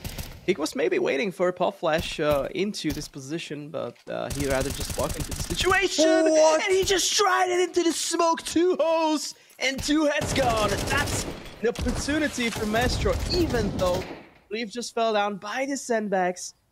An opening frag. God knows how long this took for Maestro, but here's Rainmaker. He takes a long 3v3 situation, and however good it looked for Maestro, it begins to fall apart a bit. Fast answers from the second side from the opponent team. Drow Ranger currently in problems. Rainmaker is able to utilize Zerg's flash, and he drops Drow Ranger down. Bomb will be planted any time. And, well, you can't go through the smoke. No. Everyone is looking there. And on top of that, Zerg will be able to find Richie through it. Rainmaker able to kill a kick, and that's the story. How a 500 reach. 5th point, followed up by first. Tactical timeout by Maestro. But these 2 kills were scary. That was a brilliant timing and a display of a great game sense by this player, but it still wasn't enough. Even if you were praying to some CS2 deity, this wouldn't matter, because 500 are pulling all the strings. So ENG is definitely not happy with the situation, and I presume I know why. Because it's 5-1 for their opponent on the B side. And Maestro, so far, apart from what I've seen against Cybershock, they just can't get into the tempo. They don't have any momentum, they don't have any impact frags, I don't know, they don't have pretty much anything. And so far, it reflects on the scoreboard. 1-5. Fields for Red started to get at least 13 kills, we're around 1.85. So that's pretty huge chance after his 3rd frag right now. Assist from Oxygen. Richie falls down as first victim of this round. And he won't add any more kills on his feet. Standing alone on 1 kill from one of the previous rounds. And this looks like a great read by 500. They trusted the game plan.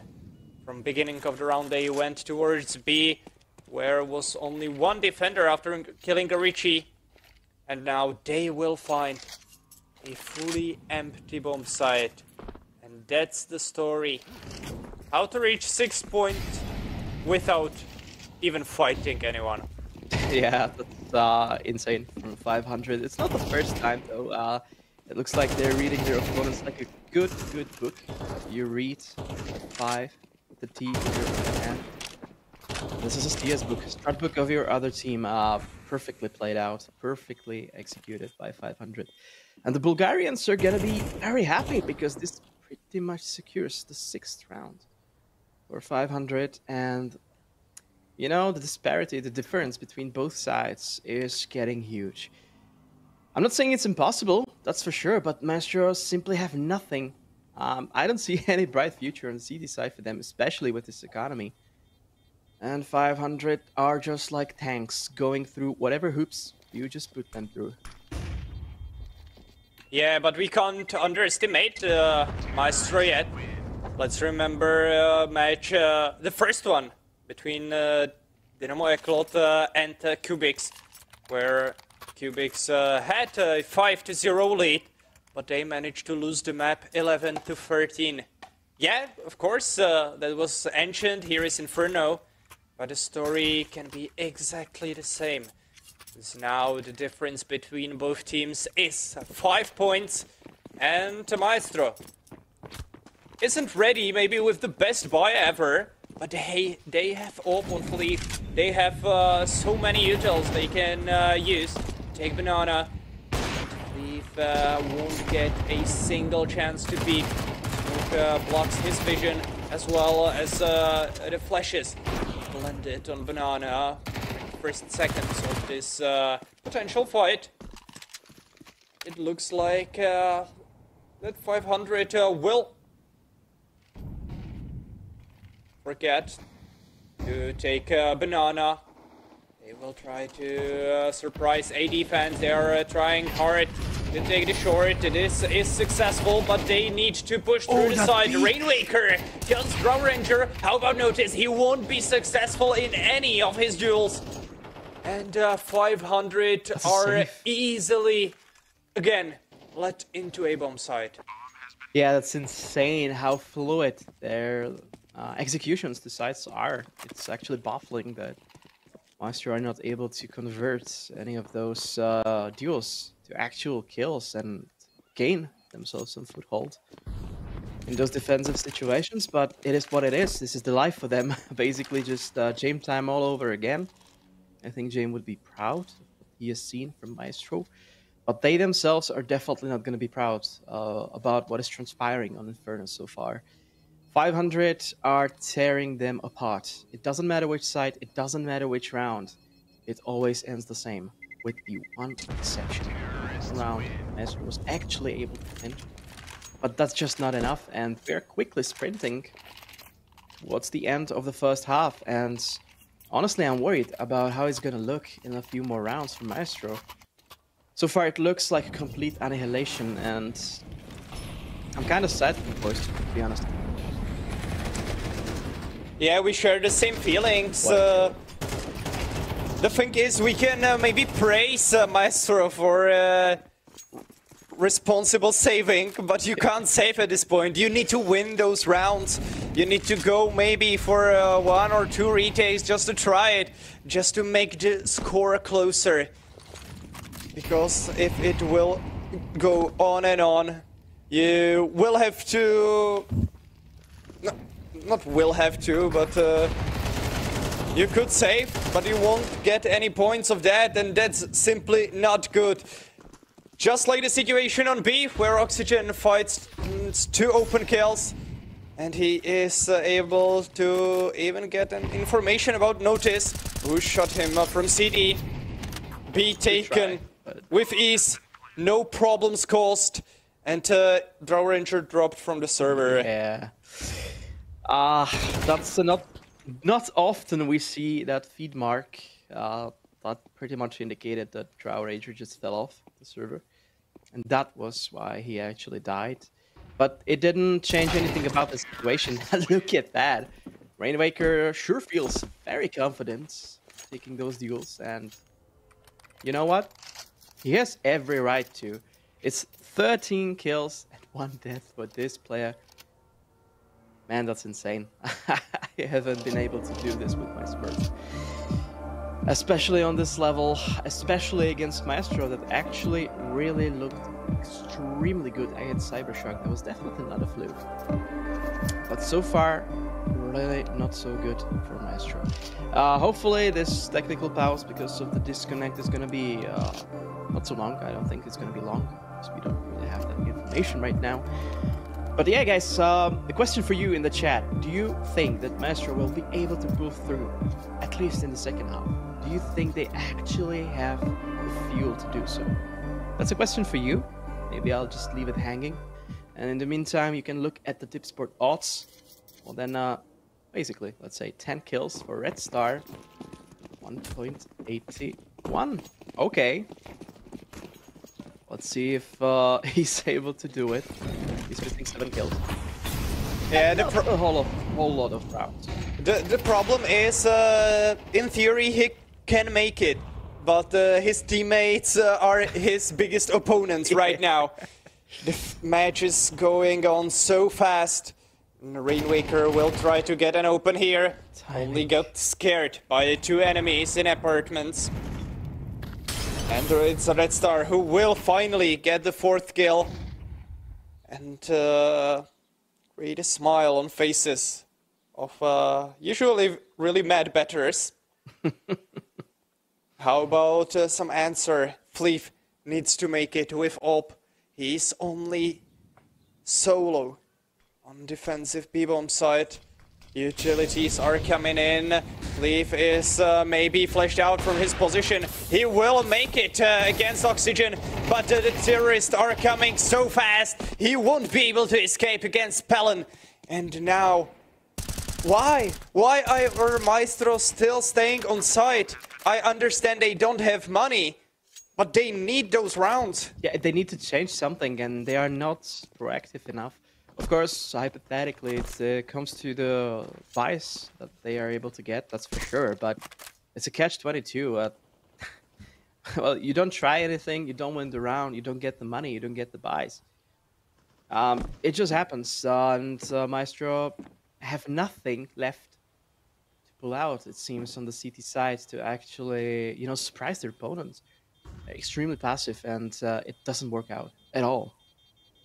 Yeah, look at the axis on the radar. You can see where Maestro players died. Both are really passive. I don't know why don't they try something more aggressive. Smoke the banana, use Molotovs, try to take it really deep. Yeah, not only towards really. the car. Yeah. That's the problem. They didn't put their MP9s into use for so many rounds. They are only saving it. That makes no sense at all.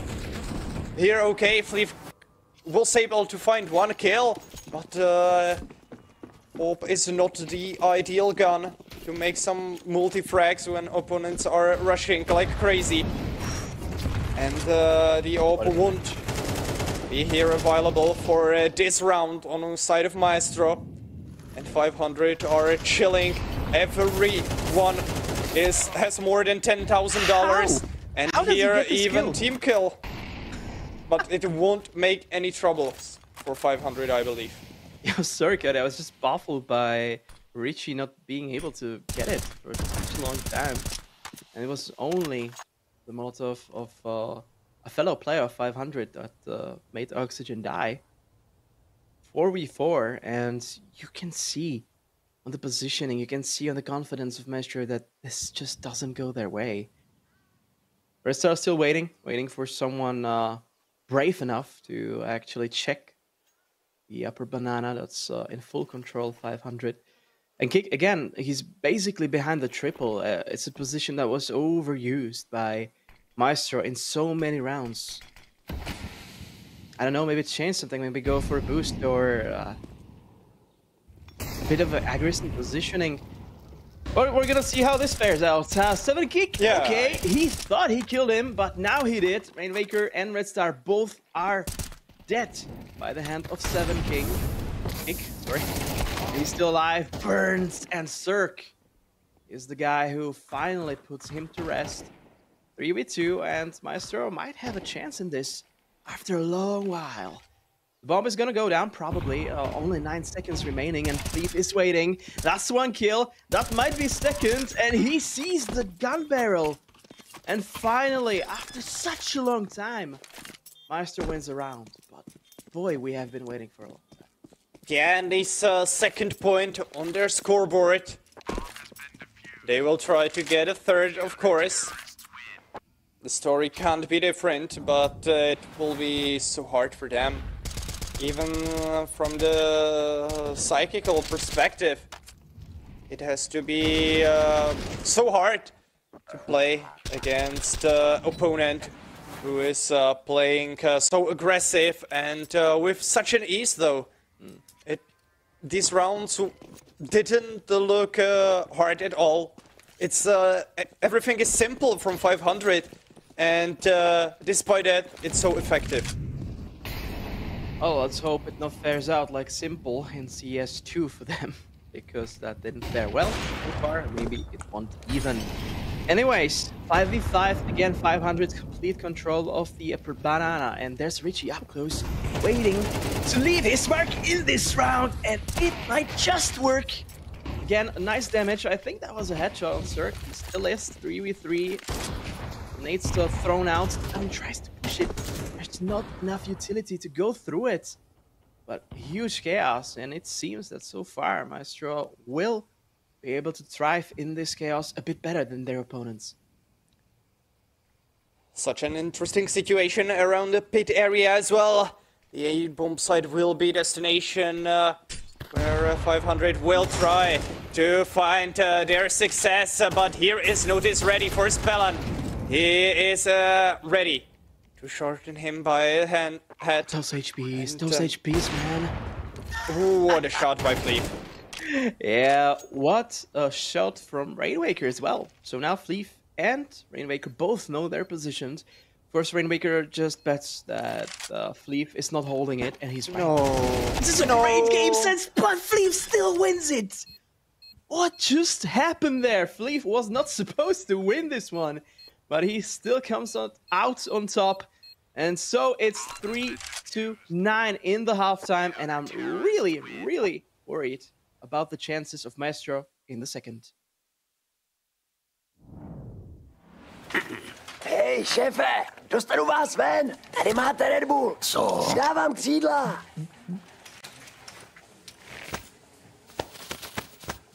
Křídla, jo. Fakt vtipný.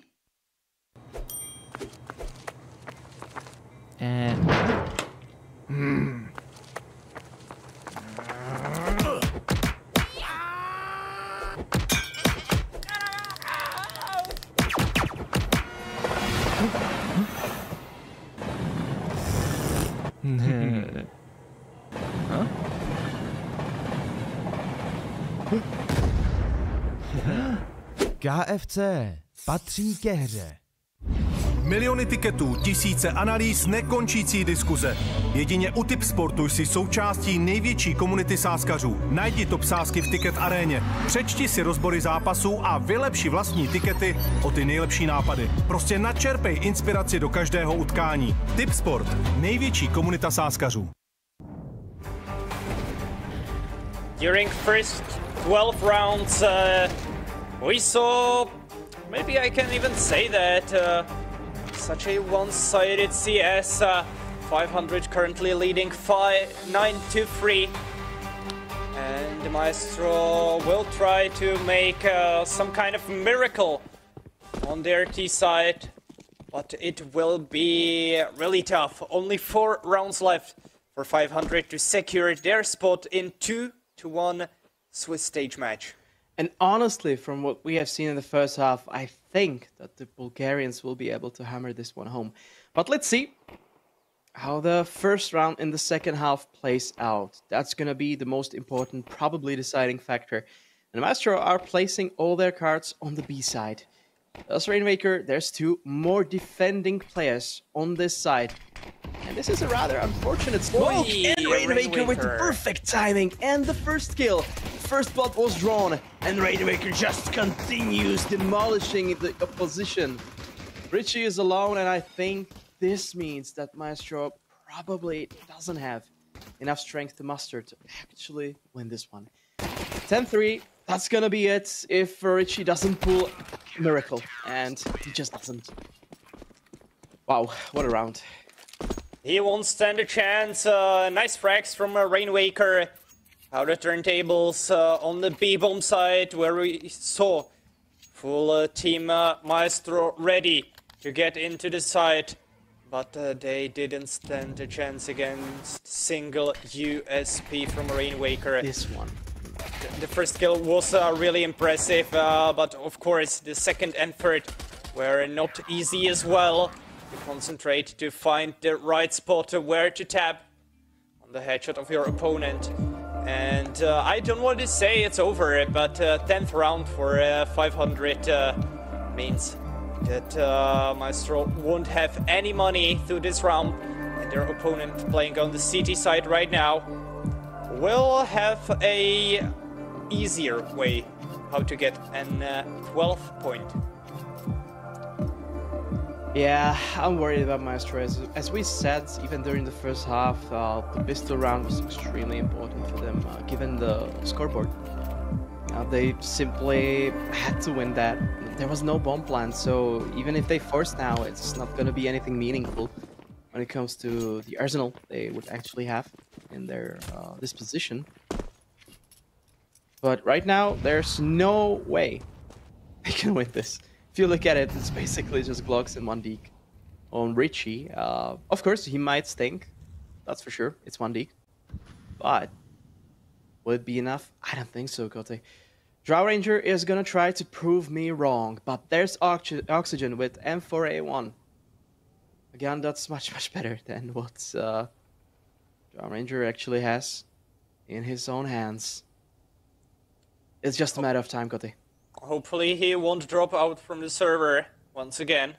Already 2 times that happened to this player we can see here. On the webcam he was doing some stretching. It's kind of weird during the round to practice, but yeah, why not? You need to be in good physical shape as well. But the timing is maybe not really optimal.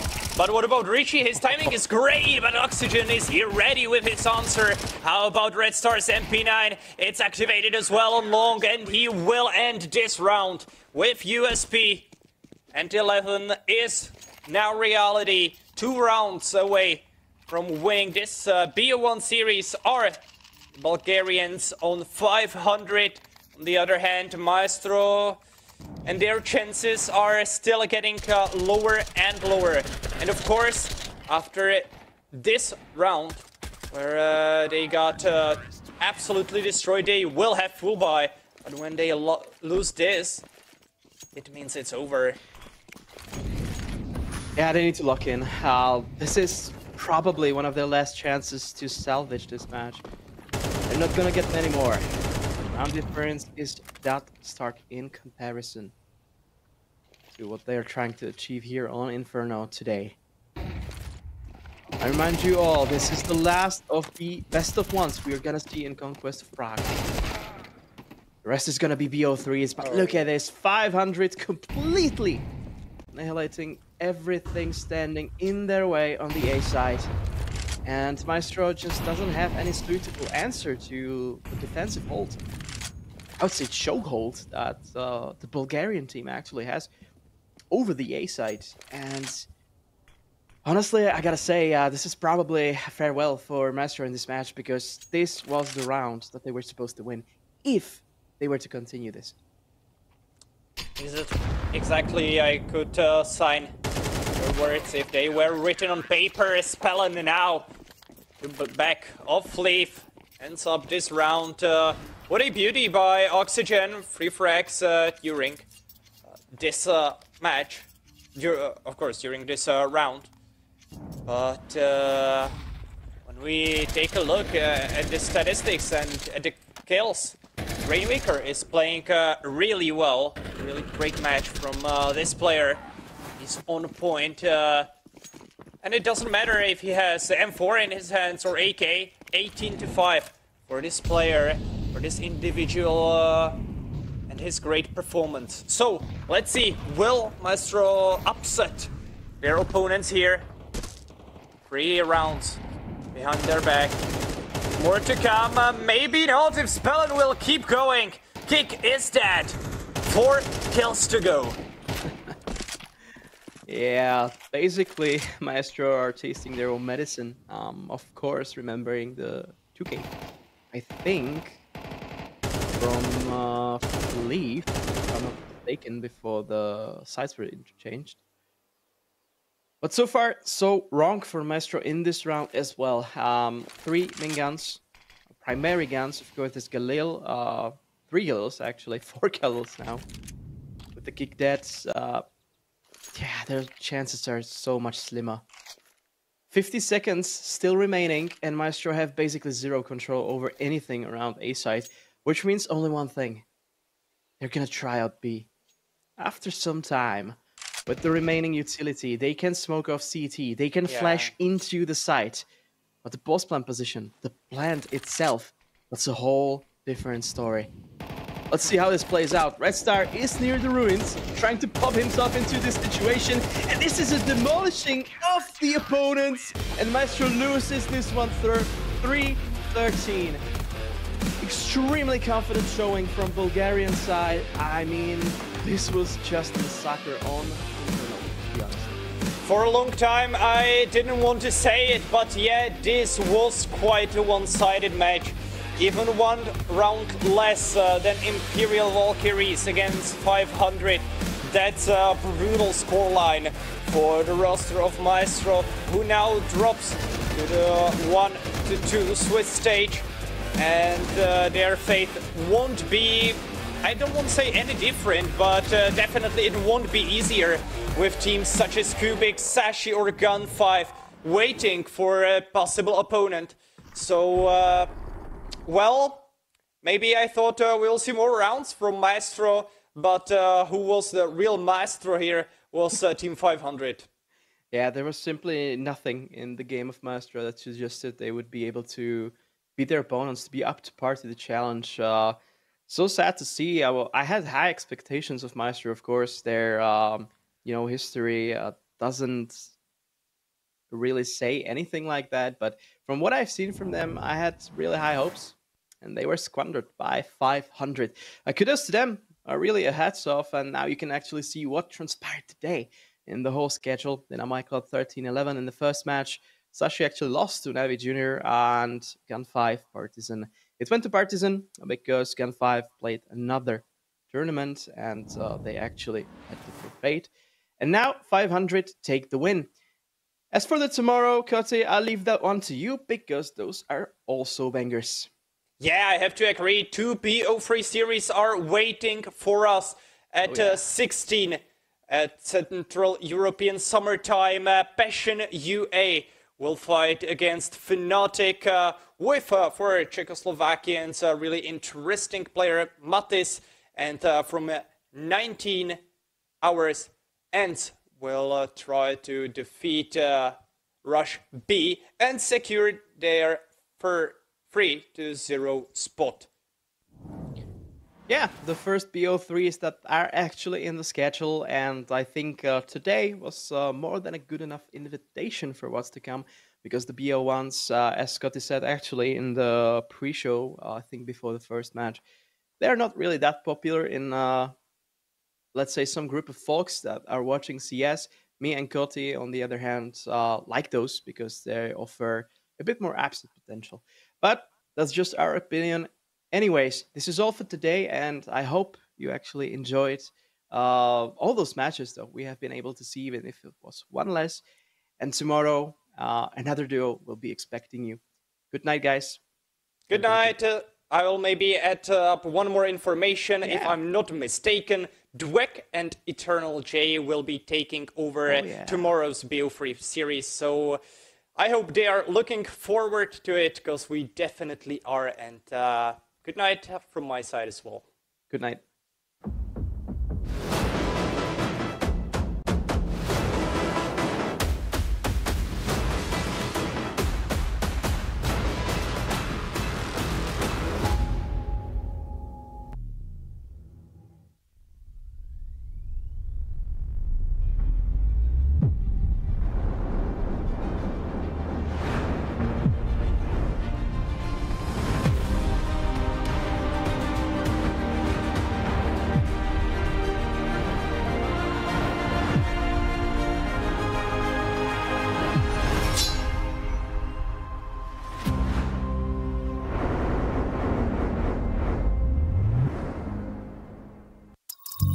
Seš ready na další level?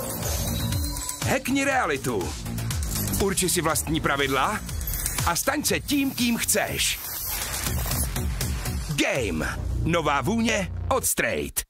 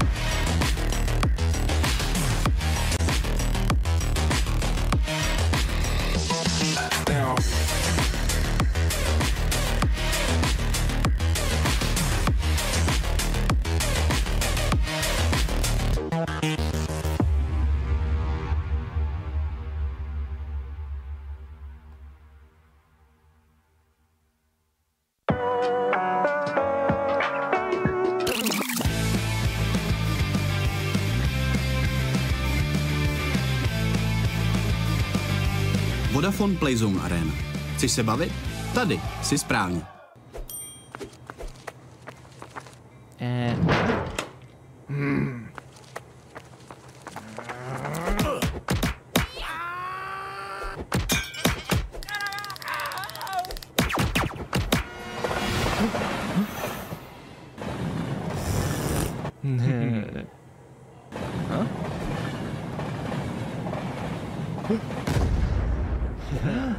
KFC patří ke hře. Hej, šéfe, dostanu vás ven. Tady máte Red Bull. Co? Dávám křídla.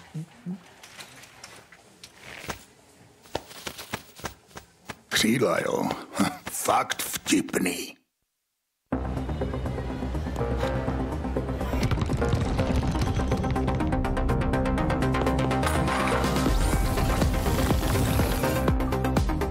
Hraj svoji hru. S neomezenými tarify pro mladé je to v tobě od Vodafonu. Teď s Apple AirTagem za 1 korunu.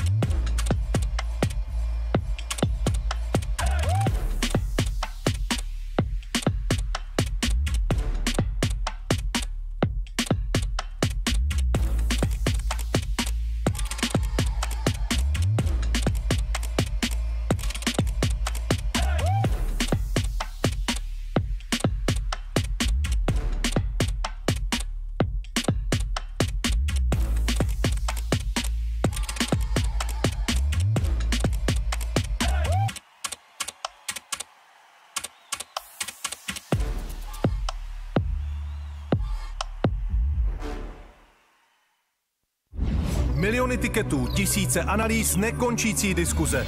Jedině u Tipsportu jsi součástí největší komunity sázkařů. Najdi top sázky v Ticket aréně, přečti si rozbory zápasů a vylepši vlastní tikety o ty nejlepší nápady. Prostě načerpej inspiraci do každého utkání. Tipsport, největší komunita sázkařů.